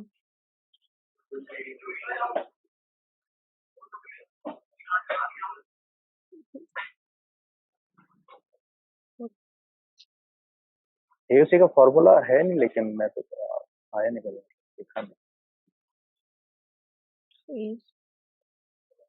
सुनो, उससे बेटर है सर्च करो पाइथन कोड फॉर AUC, तो उसमें तुमको दिख जाएगा कैसे डिफाइन हो रहा है फॉर्मूला।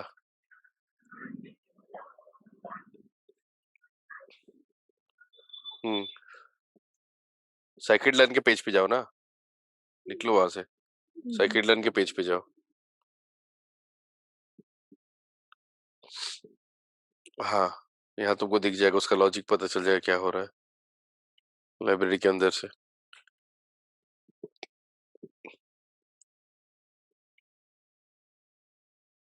शुभम, 1 घंटा है हमारे पास और। यस। यार इसमें कहाँ दिख रहा है? इसमें तो सिर्फ ये है कि false positive rate, true positive rate तो पार करो, नहीं चाहिए फॉर्मूला, 1 घंटा है, जाने दो, नहीं चाहिए फॉर्मूला, ऐसे भी याद नहीं रहेगा वो। हाँ। अच्छा, वो AUC कर्व का कुछ तो है ना कि 0.5 ही मिनिमम रह सकता है, और तो ऐसा तो याद है क्या कुछ? 0 से 1 के बीच में रहता है, जितना मेरे को याद है। 0.5 ऐसे 0.5 के नीचे नहीं जाता, ऐसा कुछ है ना? It doesn't classify better. Random classification मानते हैं ना, 0.5 स्ट्रेट लाइन आती तो। हाँ, so below 0.5 it cannot go, ऐसा as far as I can remember.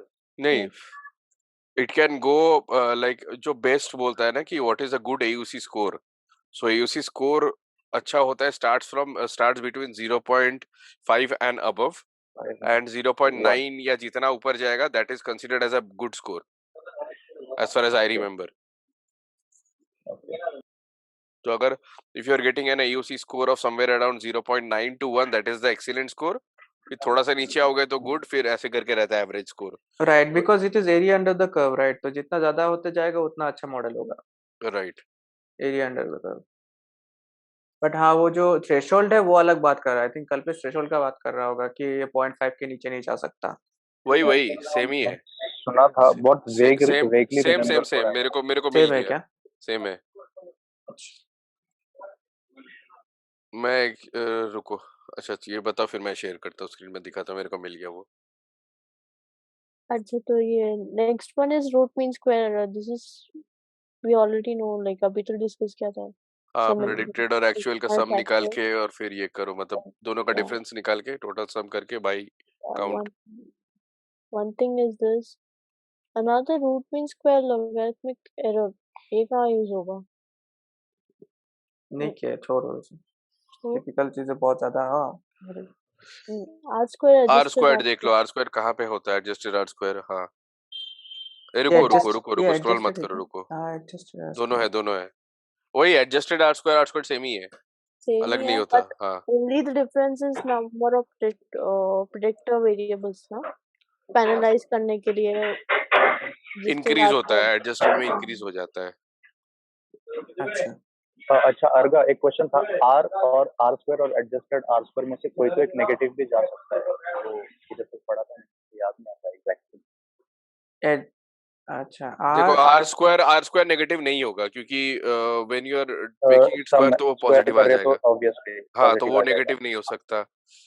देखो यहाँ can be negative, I guess R can be negative, because उसको स्क्वायर करेंगे तो end of the day positive हो जाएगा। हाँ, तो यहाँ पे देखो जो पहला लाइन है दैट इज इम्पोर्टेंट, ये RMSE decreases, the model performance will increase. तो रूट मीन स्क्वायर एरर जितना डिक्रीज होगा। शुभम, इंटरव्यू क्वेश्चन में ये आ सकता है कि हम लोग कौन से कैटेगरी के प्रॉब्लम में आर स्क्वायर या एडजस्टेड आर स्क्वायर यूज करते हैं, तो क्लासिफिकेशन प्रॉब्लम में यूज करते हैं। Multiple linear regression. हाँ, मोस्टली क्लासिफिकेशन क्या होता है पता है? विनोद बता, क्लासिफिकेशन क्या होता है? तुमको समझाए तो उस दिन क्लासिफिकेशन क्या होता है? क्लासिफिकेशन, हाँ बताओ, फट से बता, फट से, सोचना नहीं है, गूगल नहीं करना है। नहीं गूगल नहीं, वो याद ही नहीं आ रहा इसलिए तो। अच्छा ठीक है। क्लासिफिकेशन तो we have to classify in basis on, classification पता ही नहीं था कि अगर तुम्हारे पास 4 चीज है, ये कुत्ता है, ये बिल्ली, अगर तुम क्लासिफाई कर देते अच्छा हैं। हाँ हाँ हाँ, वो लेवल तू कैसे करेगा मतलब। एग्जैक्टली। हाँ तो अब याद उसमें आया। लेबल्ड नॉन लेबल्ड होता है ना। हाँ तो अब जो क्लासिफिकेशन, अनसुपरवाइज्ड, हाँ है, सुपर हाँ, लेबल्ड अनसुपरवाइज्ड। बोल रहा है, अनसुपरवाइज कैसे हुआ रे? अच्छा हाँ, नहीं अन में सुना नहीं वो।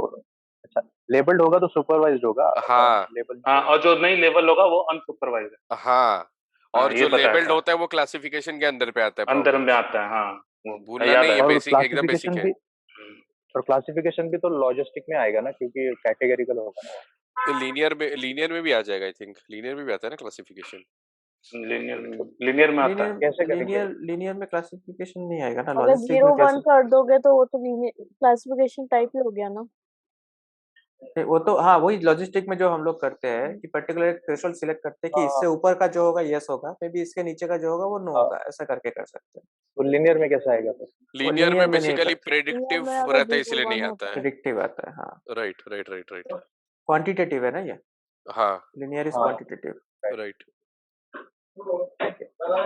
Fair enough. चलो आगे बढ़ते हैं तनिषा, फटाफट। MSE ऑफ द मॉडल पे बेसलाइन, ओके। अच्छा, ये MSS और TMSC TSS MSS वो R स्क्वायर से भी R एडजस्टेड R वो R जो स्क्वायर से भी आपने डिफाइन। पढ़ा था TSS MSS करके वही है, total sum of basically squares. ऊपर में एक्चुअल रहेगा, नीचे में हाँ उसका मीन रहेगा, मीन रहेगा। बस इतना याद रखो, मीन रहता है नीचे में।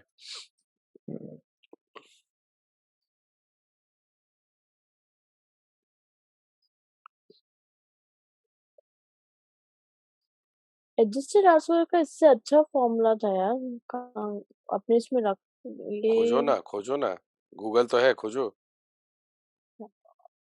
फटफट खोजो। हाँ, उसका ना एडजस्टेड R स्क्वायर का 1 minus R square into n minus 1 upon n minus p minus 1 ऐसा है। तो n मतलब नंबर ऑफ रोज और p मतलब number of predictors.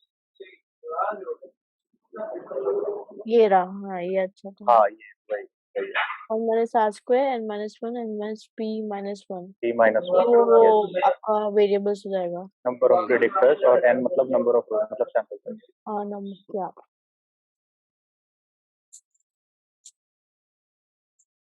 Number of independent variables, okay.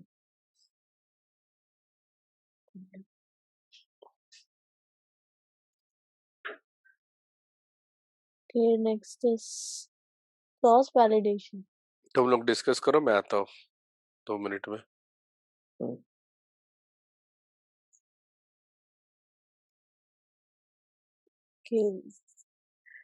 So cross validation में क्या मेन तो एक तो के फोल्ड ही होगा, जिसमें you need to iterate through.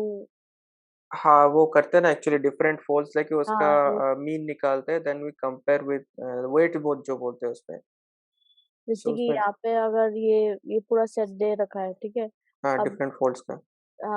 This will be divided into different samples and हाँ, देन जैसे इस पे देख एक सकते हैं, को पहले में जो वो शेडेड दिख रहा है ना, दैट इज द हाँ test data, others are the train data. Train data, तो एक को टेस्ट के बाकी सब चीजों पे ट्रेन करना, फिर आंसर निकालना, करेक्ट, फिर दूसरे वाला। तो ये यस। बायस हटाने के लिए रहता है क्या? हाँ यस, क्या बताने के लिए? बायसनेस हटाने के लिए रहता है। बायस हटाने के लिए, ये हाँ, वो डिसीजन ट्री में हाँ यूज करते you हैं have ना। to reduce the bias and variance. हाँ, रिड्यूस द वेरिएंस। Yeah.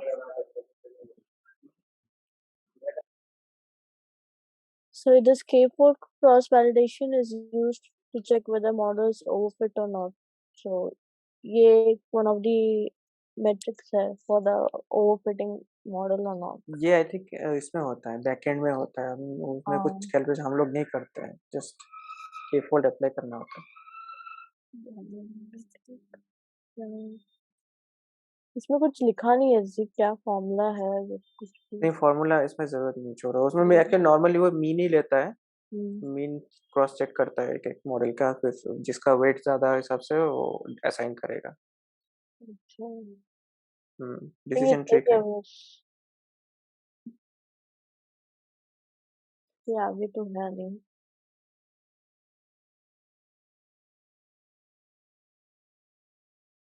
हो गया ऑलमोस्ट। यस, ये तो हो गया। थ्री थिंग्स मुझे खुद को नहीं पता, मैंने कभी यूज नहीं किया है। k-fold वैलिडेशन, प्रेडिक्टेबल एरर्स, इतना कुछ कैसे जान सकते हैं एक आदमी, छोड़ो ना। तुम लोग इस ईयर के बैच के हो कि पिछले साल? मैं तो इसी बैच, मतलब ये दिसंबर का हूँ एक्चुअली, नवंबर दिसंबर जो भी बोलो, दिसंबर 1 से चालू होता है। हाँ, this current year no, December. Yes yes, December. अच्छा, ऑल ऑफ यू? DSC 38 है मेरा कोहॉर्ट का नाम, बाकी का तो पता नहीं इसका। मैं फरवरी बैच का हूँ अभी, फरवरी मतलब 28 फेब को शुरू हुआ था। 38 कैसे होता है? कल्पेश तो इसने बूट कैंप दिया था ना? MLC 38 99 MLC 38 से। MLC 38 ना, मेरा DSC 38 है, इसीलिए बोल रहा हूँ। ओके ओके, हाँ मेरा DSC 38, तो डेटा साइंस का है, तुम्हारा? ठीक है, तो एपीआई क्या होता है एकदम सिंपल टर्म्स में अगर बताता हो, considering you have never heard the name of API, तो एपीआई होता क्या है? फॉर एन एग्जांपल, मैं जोमेटो का एग्जांपल लेता हूँ, ठीक है? तो फॉर एन एग्जांपल कि you have to order food and say you wanted to check, you as in you are a customer who is using Swiggy या कुछ, ठीक है? So now you are trying to see that okay उस restaurant में खाना available है या नहीं है, तो क्या प्राइस पे है, ओके? और नहीं तो ऐसे सोचो कि मान लो कि say there is an ice cream shop here, okay? That ice cream shop has multiple ice creams, multiple flavours, 1 2 3, मान लो कि चॉकलेट, ये चॉकलेट है, ठीक है? तो चॉकलेट का इसके पास 3 है, ये आइसक्रीम, आइस क्रीम, ठीक है? ये आइसक्रीम शॉप है and you have 3 chocolate ice creams left, ठीक है? 2 बटर स्कॉच एंड एक कोई और मान लो मिक्स फ्रूट आइसक्रीम, ठीक है? Single piece mix fruit ice cream, ठीक है? चौथा रैक खाली है, so you don't have anything in the fourth rack, you have only 3 racks और दिस इज एम्प्टी नाउ, ठीक है? तो अब एपीआई में there are something called as request. तो किस किस कैटेगरी का रिक्वेस्ट होता है? One is get, okay, second is post, third is update, and fourth is API exactly क्या, कोई लाइब्रेरी है? बताता हूँ, नहीं API is not a library, बताता हूँ एपीआई क्या है। तो मान लो ये हमारा 4 टास्क है, ठीक है? So now we want to get answers, ये हमारे क्वेश्चंस है, ठीक है? ये क्वेश्चंस है या तो एक्टिविटी है, and we want to get answers. So for an example, I give a request, post request, I write a request that okay send me the total stock of probably say butterscotch ice creams, okay? So you will get a response as 2, okay? Yes. So whatever you are writing it here, like when you are asking this question that okay send me the stock count of butterscotch ice cream, that is called as post. When you are getting the response, that comes through get, okay? So you are asking the question here, you are getting an answer here.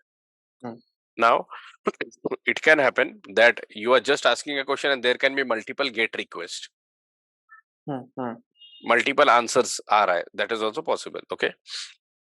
For an example, you see here ki nahi, I have one mixed fruit ice cream here, but one more quantity got increased. Now how I will update here? So then you will send a request through update to update the inventory, and here it will be added 1, okay? Or might be you are adding something new here, so that comes under update. Or insert, there is one more request, insert, okay? Now delete. If you want to delete an entry, suppose these items are over. Either you can update or you can delete some entry directly. Now tell me API use कहाँ पे होता है?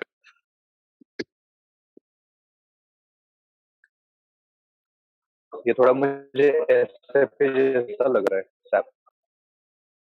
SAP. SAP पूरा API पे तो चलता है. इससे भी क्या होता है तो मैं बताता हूँ इसमें ये कैसे चलता है. ठीक है, फॉर एन एग्जांपल से तुम कल जाके एक चीज पे काम करते हो say security. Okay, so you are creating some website, you are having a website here and that has some security mechanism authentication. Okay, let's take an example of Gmail. Okay, Gmail. So what you do, you write your username, you write your password, and you click on login. Okay, so now what login does? Login will authenticate, and if you are getting invalid, just a second.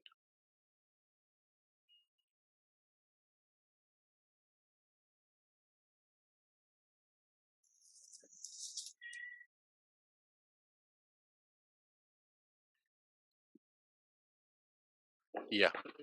So for an example, today you are into Gmail and you are trying to understand that, okay, what is the story? So you mentioned your username, you mentioned your password, and then like if your password is correct, it will be logged in, or it will throw you an error saying that no, this is invalid. So ये कैसे होता है? When you mention these things, right, then your login button action, it will trigger a call to the Gmail.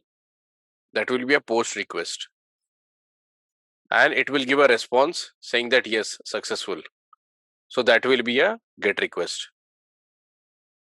Okay. Understood? यहाँ तक समझ में आया? So basically it's kind of mechanism है क्या? Like जैसे process हो रहा है, complete process को ऐसा API बोलते हैं. तो मतलब क्या है? It is a I would say a code which you okay. create. हाँ, it is basically a code where you write some parameters. Okay, so इस तरह रहता है. मेरा बेसिकली मान लो एपीआई कहाँ पे यूज होता है, where you cannot expose the data. अभी मैं जीमेल पे जाके ये तो नहीं बोल सकता कि मेरे को मेरा ईमेल आईडी और पासवर्ड्स मेरे को शो करो, अपना डेटाबेस खोल के दिखाओ कि मेरा यूजर ने पासवर्ड क्या है, right? So then what they do, they expose the information through calls. Okay, and that call is through API. अभी मान लो एपीआई जब क्रिएट करते हैं, so this is API. Now if for an example if you are writing a request say JSON, एक JSON बनाते हैं हम लोग, ठीक है? तो जेसन समझ में आता है डिक्शनरी में की वैल्यू पेयर. सो नाउ अगर मैं एक जेसन बनाता हूँ, जेसन में मान लो मैं यहाँ पे लिखता हूँ यूजर नेम एंड कोलन डाल के इसका value, I put the value जो भी है. देन द नेक्स्ट पैरामीटर, हाँ username, then next parameter है पासवर्ड, देन द वैल्यू जो भी है. ऐसे करके we are sending multiple things, encryption key and all that. मान लो क्योंकि whenever you try to authenticate you also send a key usually, right? So इस तरह से रहता है. So then it will send this entire information through a request. Okay, ये abstraction जैसा है क्या? एब्स्ट्रैक्शन जैसा नहीं है, it is more like encapsulation. Like कि आपने जो डिटेल्स दे रहे हो ना साइट पे, वो पूरा ले जाके डीबी में डाल दो. तो डीबी से लेके फिर जो भी आपको करना दिखाना है, डीबी क्यों? लॉगिन एपीआई से तो स्टार्ट होता है. नहीं, तुमने बोला ना पिछला डेटा दिखाना है. Within that you have business logic and then it connects to the DB. Obviously for this you have to connect. You need not connect to DB. वही चीज मैं बता रहा हूँ. DB is not a mandatory thing. जरूरी नहीं कि तुमको डेटाबेस से वो रिस्पॉन्स आए. The response can be through anything. Like मान लो तुम्हारे पास एक सर्विस रन कर रहा है, ये वो micro service running here at your port 8080. तुम्हारा एक और सर्विस रन कर रहा है which is running at port 8081. तो ये भी इसका रिस्पॉन्स ले सकता है, ये भी इसका रिस्पॉन्स ले सकता है, और उल्टा भी जा सकता है. So it does not mean that it has to be. बस सिंपल चीज ये समझो कि you are sending something, you are sending a request, okay, and you are getting a response. अब this can be in any format. So बीच में कोई है, ठीक है, who is giving you the answer. मतलब रिक्वेस्ट तुमने किसी को भेजा and that person is giving response. Now it can be a database, it can be a service, it can be anything. And this is a set of lines of code. This is also a set of lines of code. And the transaction what is happening here, this is also a set of line of code here. समझ में आया? Yes. Database is a wrong understanding. Database होना ही है for API, no. अगर जैसे हम लोग जोमेटो को मान लो एक्सेस करते हैं, तो if you see Zomato's developer website में दिखाता हूँ, रुको, यू विल अंडरस्टैंड कि उनका ऑथ मैकेनिज्म कैसे काम करता है. I'll show you this. So see, Zomato developer API. Okay, if you go to Zomato developer API, I don't know if there is any change recently. Let me see. So यहाँ पे purpose वगैरह डालना पड़ता है, and they will create our API for one day and it allows 1000 calls. मैं तुमको API का sample दिखाता हूँ, ठीक है? API sample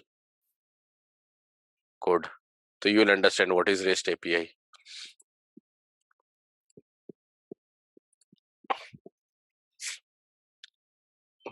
See, it is like this. This is how we write. जो मैं अभी इतने देर से दिखा रहा था, right? Zoom करना थोड़ा सा. Okay. So this is how we write. अभी ये मेरा URL है. Dictionary जैसा. अच्छा. हाँ, dictionary जैसा होता है. This is called a JSON. So there are different formats. Usually we write in JSON format, and we have a URL. इस URL पे जाके इसको ये डाल देगा इस URL पे, ठीक है? As the request, and then it will get a response. So जो भी response आता है, मान लो तुमको finally response जो मिलता है API get, API post response, जैसे ऐसे करके आया ना, so your response is high. High. Okay. Okay. Localhost 5000. हाँ, होता है ना कि सर्वर नॉट रिस्पॉन्डिंग जो आता है हाँ, कभी हाँ, कभी, right, that is also an API response. So response you get like this. मान लो ऐसा तुमने ये रिक्वेस्ट भेजा और पोस्ट रिक्वेस्ट भेजा तुमने, तो इसमें आया द सम इज 15. अच्छा. समझे? So this is how you get. And API का बॉडी बनता है where you write everything, like जो भी करना है, क्या करना है, इनका डिफरेंट डिफरेंट पैरामीटर्स होता है, एक्शन ये होता है. कोड जो हम लोग लिख रहे हैं ये भी पाइथन में लिखते हैं क्या ऐसा? हाँ, पाइथन में भी लिख सकते हैं, अलग अलग अदर लैंग्वेजेस में भी लिख सकते हैं. राइट. तो बेसिकली ऐसा ये पूरा इंडेक्स HTML पेज होता है, और इस पेज के साथ एपीआई हिट करता है. मतलब इस तरह से भी you can create, which is through event listener. So API ऐसा चीज मान के चलो कि it is basically facilitating an operation where you cannot directly access the data और you cannot directly see the data. It is not expose to you. So if you are inquiring something, you are some question. हाँ, मतलब normally सोचो ना, if you are opening Amazon.in and you are searching for a product there, so are they showing you their entire inventory? The answer is no. They are showing you what is there in the stock, then the price and whatever based on whatever search you produce. Yes. So accordingly, that is for how it is firing. So when you are writing something and pressing enter, that is calling the API of Amazon and that is giving back the response. Okay. So a very good tool to understand this is called as Postman. I think Postman मेरे system में भी installed है नहीं. I think 1 second, let me see if I have it installed. मेरे laptop में last time था. So Postman is a tool which we use to test. So Postman पे जाओगे ना, this is a tool where you can create request. So here for an example देखो, जैसे यहाँ पे Axis Bank has an API for banking. Okay, so now how it happens, right? You are giving an inquiry on WhatsApp and your bank gives you the detail that how much is the account balance. It happens, right? We have chatbots and all. So that is how this works. So see the request. So Axis Bank has created this request, and if you see what kind of examples are there, so you will be able to see whatever is the request being handled and whatever response you are getting. So that is API. ये API जो है ये linear regression model जो हम बनाते तो उसमें अपन किसी API भी चीज में बना सकते हो, किसी भी चीज. नहीं API हाँ, हमारे पाइथन लाइब्रेरी में कोई तो है कि .api किसी को तो इंपोर्ट करने को. अच्छा, वो वाला. हाँ. It does a similar work. Yes. अभी देखो OLS मेथड कॉल करने के लिए. Yes. अभी देखो ये देखो क्या Axis Bank क्या किया है. Axis Bank has opened up these features and they have exposed. क्या लिखा है? Get access. तुम build करो, तुम test करो. So whenever you are inquiring something regarding your debit card API, suppose for an example savings account या debit card API, let's see इसमें क्या है. Right. So there are options. For an example, you want to block your card. Okay. So now they are giving you a code where you go to Python. So यहाँ पे they have request. See, this is how it works. So you can test it. Like if you are suppose creating an application where you have to write with Java or you have to write with Python, right? So then they are giving you that, okay, you have to hit this gateway, API portal.accessbank.com/gateway, and here you would be writing the request, तुम्हारा sample request होगा, and you will be so you will call. So let's see, call try करते हैं. Yeah, I don't think we have not given any parameters. So test ID अगर 1 डालते हैं, if it is up and running, so like that get, यहाँ पे 4 चीज support हो रहा है, get, post, put, delete. So ऐसे करके response आएगा. हाँ, समझ में आया? So see, this is the definition, this is the header, and if you see this part, so what happens here? URL. See, yes. Let's see, download, if you can download the API. Okay, it is allowing to download. YAML file download हुआ.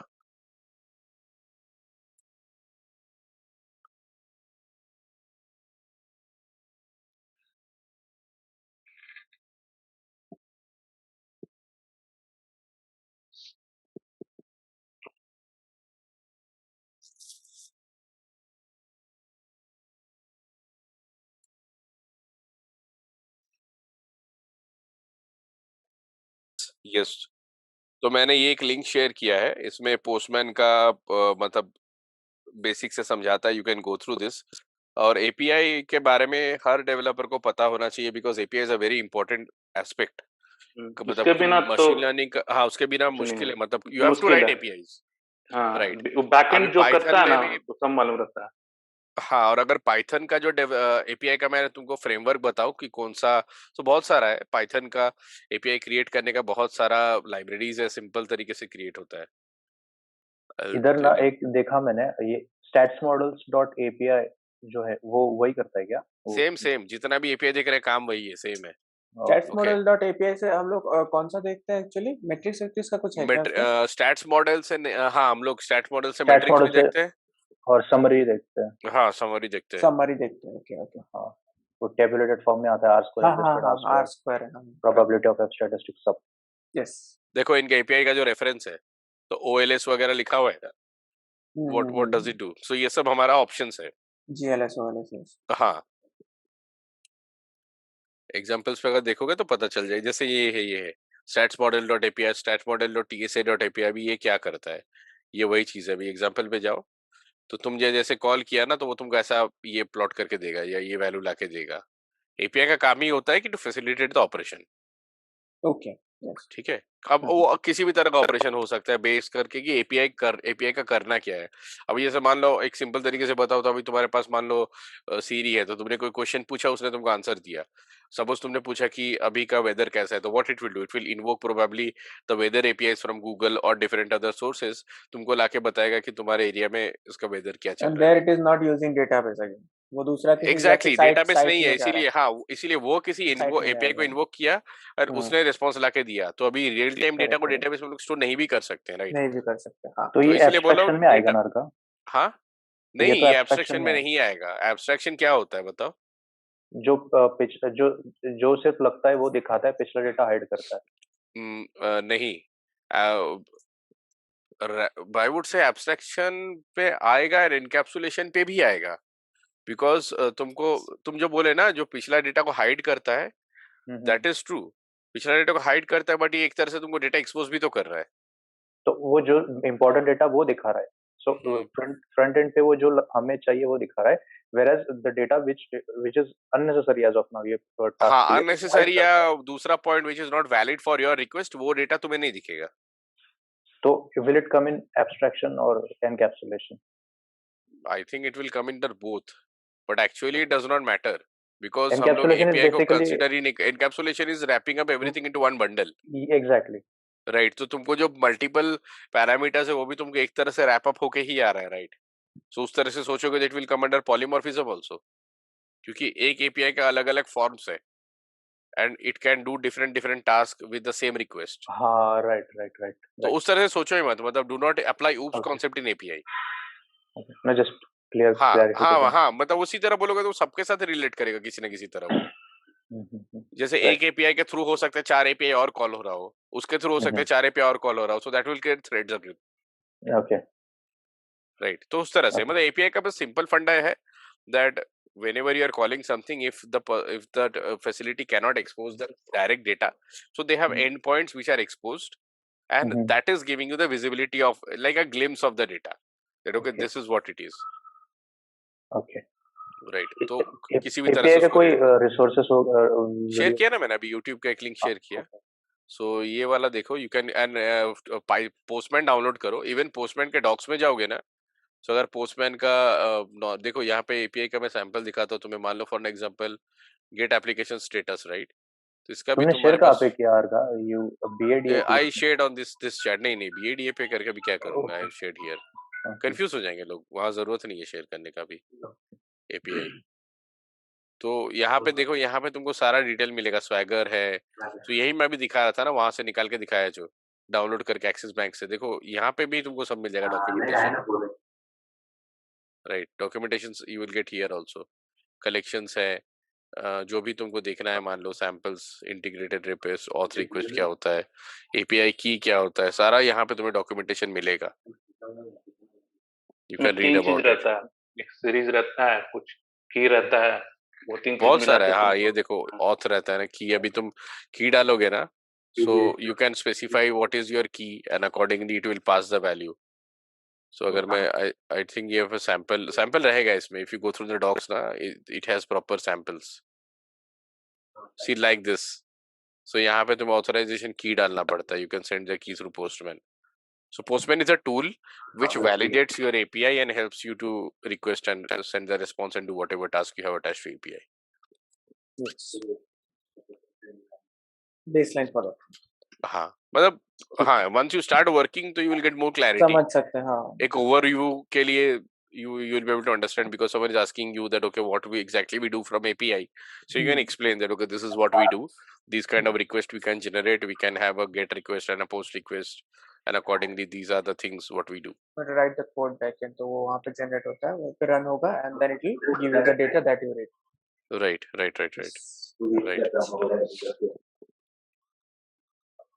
और क्या था उसमें? I think अभी neural network छोड़ते हैं क्या? नहीं देख लेते हैं ना 2 मिनट में. न्यूरल नेटवर्क सिंपल है यार. I'll tell you what is neural network in a very common term. Okay, so I'll just share my whiteboard again. Okay, so what is neural network? I'll tell you. For an example,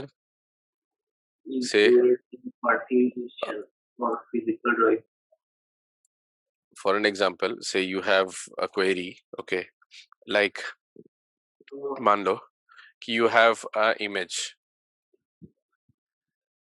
which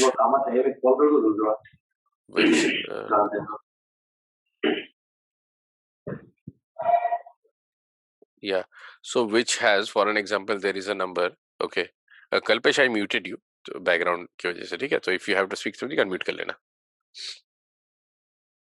Okay, so for an example, there is a number which I am writing as 7 here, like this. Okay, same number I am writing as 7 like this. Same 7 I am writing like this.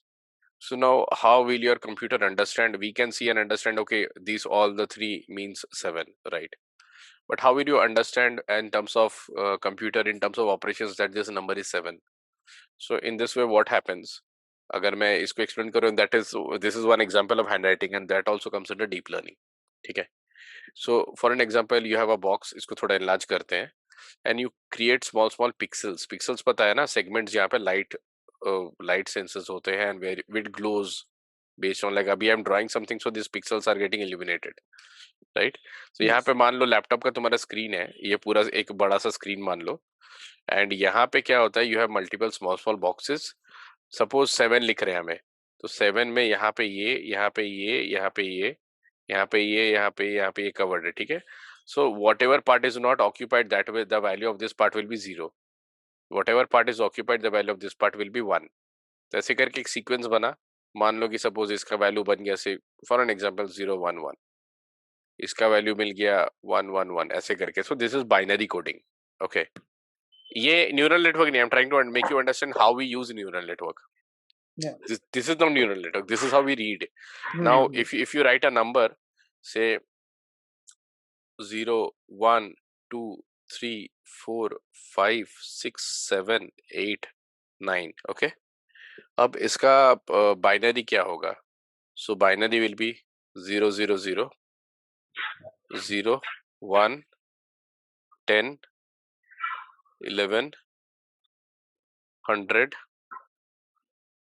101, 110, 111. Okay, तो यहाँ पे 0 बैठा दो. ये वेक्टराइजेशन जैसा है क्या, वो जो नहीं, do not confuse this with vector. ये बिल्कुल वेक्टराइजेशन नहीं है. It is complete binary. ये बाइनरी है. ये कैसे बनता है? I can show you how this is calculated. अगर मान लो तुमको समझना है कि suppose 5 का ये कैसे आ रहा है, if you want to understand, तो सिंपल है. 5 लो, 5 को 2 से डिवाइड करो, 2 2 जा 4, रिमाइंडर 1. ओके, फिर 2 को डिवाइड करो, 2 1 जा 2, रिमाइंडर दिस 0. तो ऐसे करके and then we travel reverse. Sorry, 5 का ये होगा, मैंने थोड़ा ऊपर नीचे लिखा है. 0 1 2 3 4 5 ये है, थोड़ा मतलब थोड़ा टेढ़ा लिखा है मैंने. This is not 5. Okay, so now this is called as binary conversion. कोई भी कंप्यूटर में हम लोग अगर लिखते हैं ना एप्पल, APPLE, या कैपिटल लिखते हैं मान लो APPLE, सो हर चीज का एक नंबर असाइंड होता है. Small a starts from 97, capital starts from 65. ठीक है. नाउ 65 इसका वैल्यू है, a का वैल्यू है 65, वैसे ही p का एक वैल्यू होता है. अभी 65 को ऐसे तोड़ोगे तो हाउ विल यू ब्रेक? तो मान लो कि if you are removing everything, so you have this word, okay, APPLE. ठीक है, इसका वैल्यू है 65. तो उसके हिसाब से क्या होगा? तुम 5 काउंट करोगे, एप्पल इज व्हेन ABCDE, तो 65 66 66 67 68 69, इसका वैल्यू होगा 69, राइट? अभी फॉर एन एग्जांपल मैं a को रिप्रेजेंट करता हूँ बाइनरी में, तो क्या होगा? I will break this 2, right? 2 3 is 6, 2 2 is 4, remainder 1, then again break 2, 2 1 is 2, 12, 2 6 is 12, remainder 0, then again break 2, 8 is 16, remainder 0, 2 4 is 8, remainder 0, 2 2 is 4, remainder 0, 2 1 is 2, remainder 0. तो इसको रिवर्स लिखो. तो 65 जो है, 65 का बाइनरी विल बी 1 1 0 0 0 0 0 1 0 0 0 1. ठीक है, सो ये हो गया बाइनरी. और ये जो 65 69 लिखा, ये ASCII कोड है क्या इसका? ये ASCII कोड है. यस, ASCII कोड है. American standard code for information exchange interchange, ASCII code है ये. ठीक है, ASCII वैल्यू है.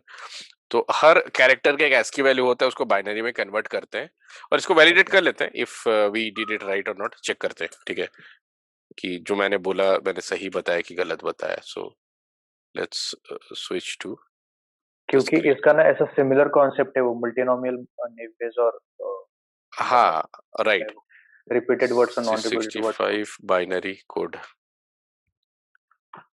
देखो आया. 1 0 0. अरे वो ऐसे एक्स्ट्रा आगे 0 डालने पे कोई उसका वैल्यू चेंज नहीं होता है. So sometime we represent in hexadecimal और दिस फॉर्मेट, उसके लिए आगे 0 हम लोग ऐड कर सकते हैं. हाँ, तो आगे 0 का कोई वैल्यू नहीं. You can add 10 zeros also, that does not change anything. हाँ, तो यहाँ पे देखो आया 1 2 3 4 5 1 आया. सो करेक्ट है, right? Like the logic what we published is correct, right? Capital A is 65. तुम देख लो, if you want to search ASCII of capital E, 69, right? Okay, so I'm just recording again. Okay, so इसमें क्या होता है? Now for an example, coming back to the same problem statement, say you have a pixel where you have number 7 and these are the points which are darkened. तो यहाँ पे तुमने 0 1 0 1 ऐसे करके तुमने एक नंबर बनाया. ठीक है, for an example just I don't know but probably एक नंबर आया तुम्हारे पास 1 6 8 9 1 1 0 0 0 ऐसे करके एक लंबा सा नंबर बन गया तुम्हारा. ठीक है, now what will happen next तुम एक नेटवर्क बनाओगे where this entire number is fed as an input, that will have connected layers.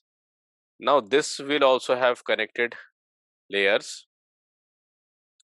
This will also have connected layers like this, and there will be many layers like this. Okay.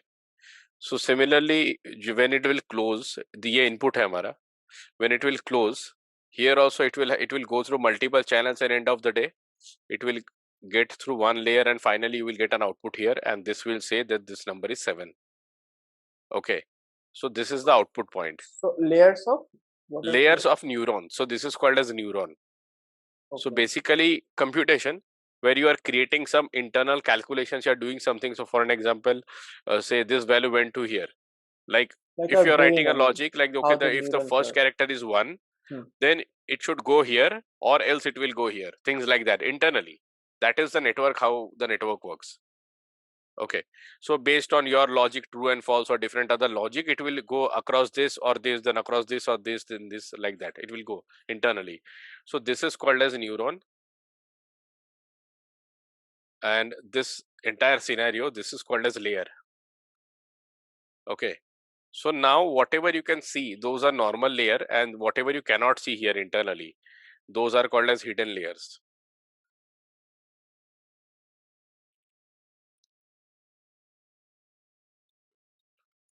Okay, so now when we have one network like this, this is called as neural network.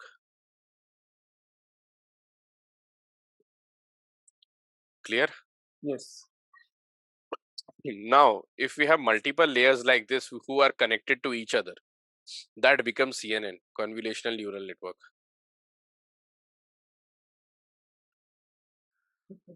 Okay. मतलब यहाँ से मान लो you have another branch going on where you have one more entire story like this. From here also you have entire story like this. That comes under. Now one neuron and number of layers we have used to identify which number it is. This is a network. 7. This is one single network. Okay. Single network. Yes. Single network. ये पूरा चीज जो है, this is a single network.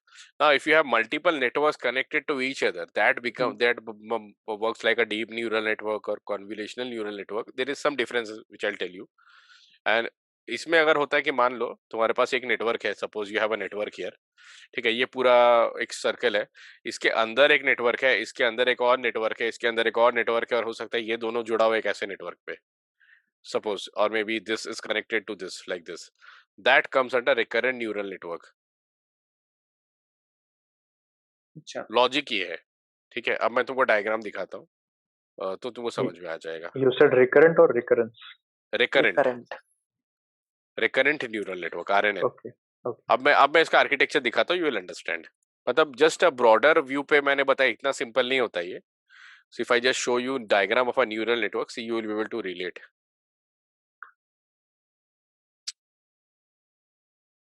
ठीक है. So see, now see this. So for an example, one simple neural network is this, where you have input layers, you are doing some processing and you are getting an output. Okay, so this is a simple neural network.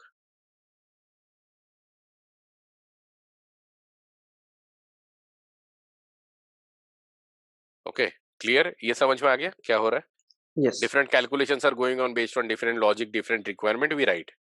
Okay. Just now, थोड़ा ऊपर जाओ, एक minute. Written as input layer. Okay, input layer. Input layer such. मतलब there are multiple inputs going in. तो एक input जा रहा है, that is getting distributed between these three. Then one more input is going, that is distributed between these three. And from here you are redirecting it to someone else, something else. ठीक है. Okay. तो ये है simple, एकदम simple neural network. Okay. Okay. Then if you go one step ahead, so this is deep neural network, where you have multiple input layers. Like one input layer has multiple inputs, one output layer has multiple outputs, and here you have multiple channels which are not visible to you because it is very complex. एक से दूसरे में जा रहा है, दूसरे से ऐसे आ रहा है, ऐसे करके. Okay, so when you are moving in this direction, straight, सीधा सीधा सीधा आगे जा रहे हो, or may you just here or here, you are not coming back. That is called as forward propagation. Okay. And if you are coming back, for an example, you went from here to here, then from here you are coming back here, then again you are coming back here, then again you are going here. So that is called as backward propagation.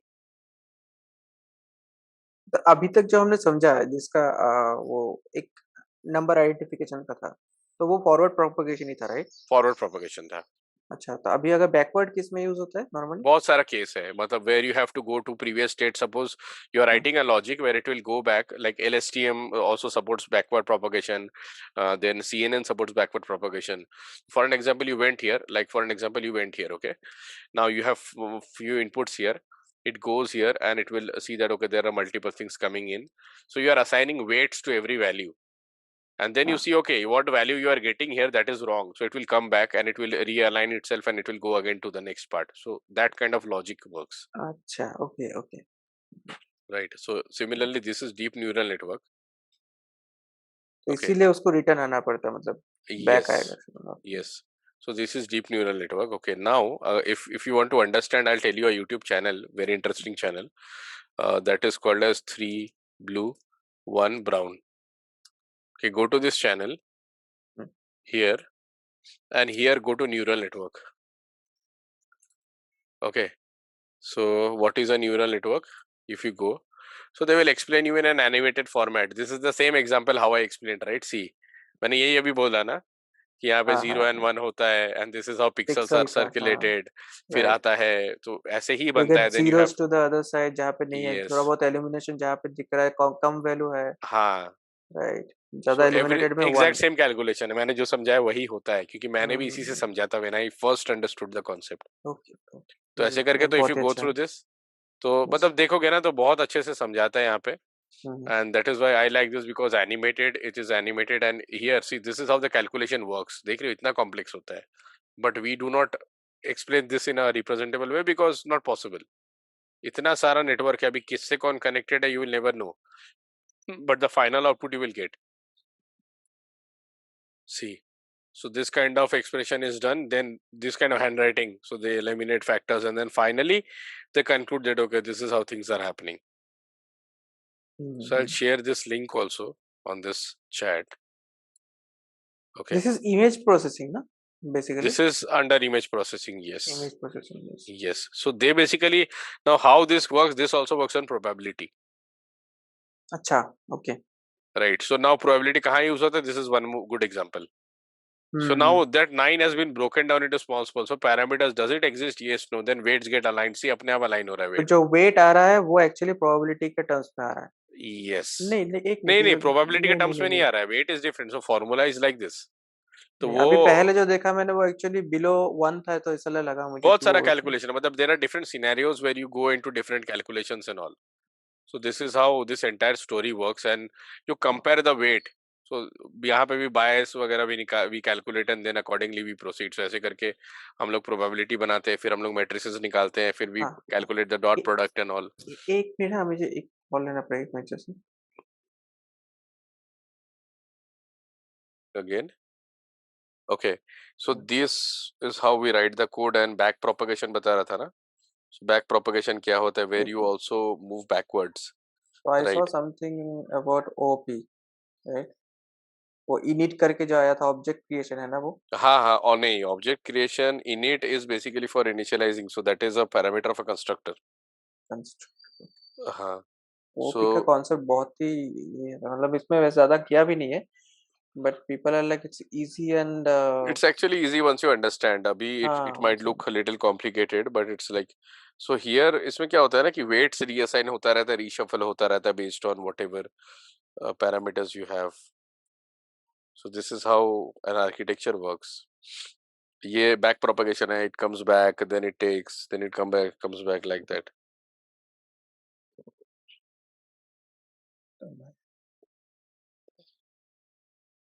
Okay, so like this. Okay, so now this is back propagation. CNN हो गया. So now deep neural भी covered, right? CNN भी हो ही गया है. CNN भी बोला, CNN का architecture दिखा देता हूँ. So this is how CNN architecture works. For an example, you have an image. like you have an image here and you want to understand what is exactly the image. So then it makes one input layer has multiple layers, so convolutional layer, pooling layer, fully connected layers, bunch of different other layers. Then finally you get an output. There are multiple layers in a CNN. Architecture is like this. For an example, you're trying to understand this parameter A. Okay, so then it goes through multiple subsampling, then convolutional, then create maps, then different Gaussian connections and all, and finally you get an output that okay, this is the writing A. Right. Yes. So this is how CNN works. Like not CNN, like I would say just a high level architecture. Then AlexNet on these things are built on top of the CNN part. So see, बहुत सारे layers होता है end of the day, and we have different padding, different kernels involved, different strides and all. Pooling होता है, resource pooling होता है, softmax and all these are like I would say these also we use as a part of optimization. Right. So this comes on the base of neural network. Okay. So this is how things work. Architecture. Input ऐसे गया, फिर यहाँ पे एक layer पे गया, फिर दूसरे पे गया, फिर तीसरे पे गया, फिर यहाँ से ऐसे आया, फिर ऐसे गया. Then finally you have the output. Right. So to understand this is a good way. Okay. What else? 5 hours हो गया था क्या? Yes, 5 hours. So I'm just stopping the recording. Yes.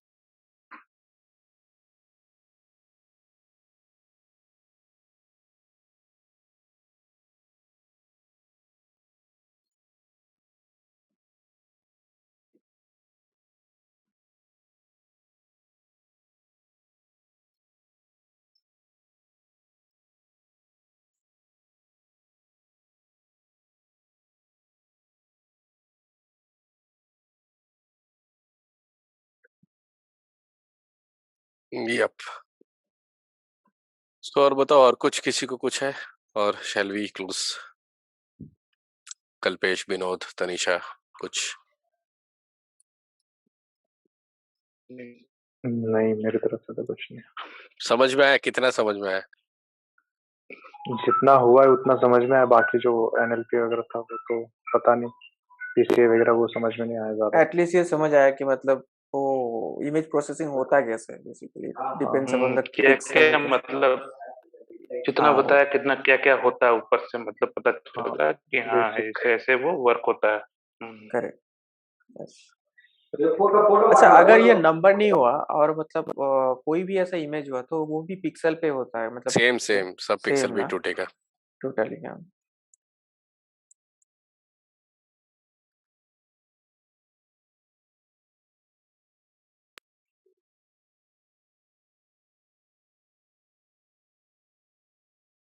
ठीक है। अब तो इतना रिवीजन के बाद थोड़ा कॉन्फिडेंस आ चुका है। अभी थोड़ा सा फिर से इसका गो थ्रू कर लेते हैं।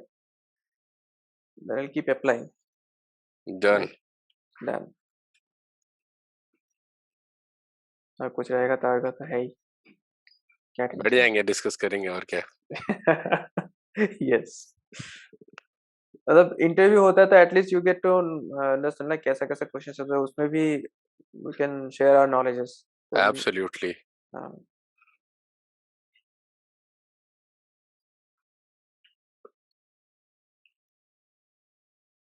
मैं इन लोग ग्रुप पे पूछ रहे, मैं जेडी भेजता हूँ, लोगों का थोड़ा फटेगा।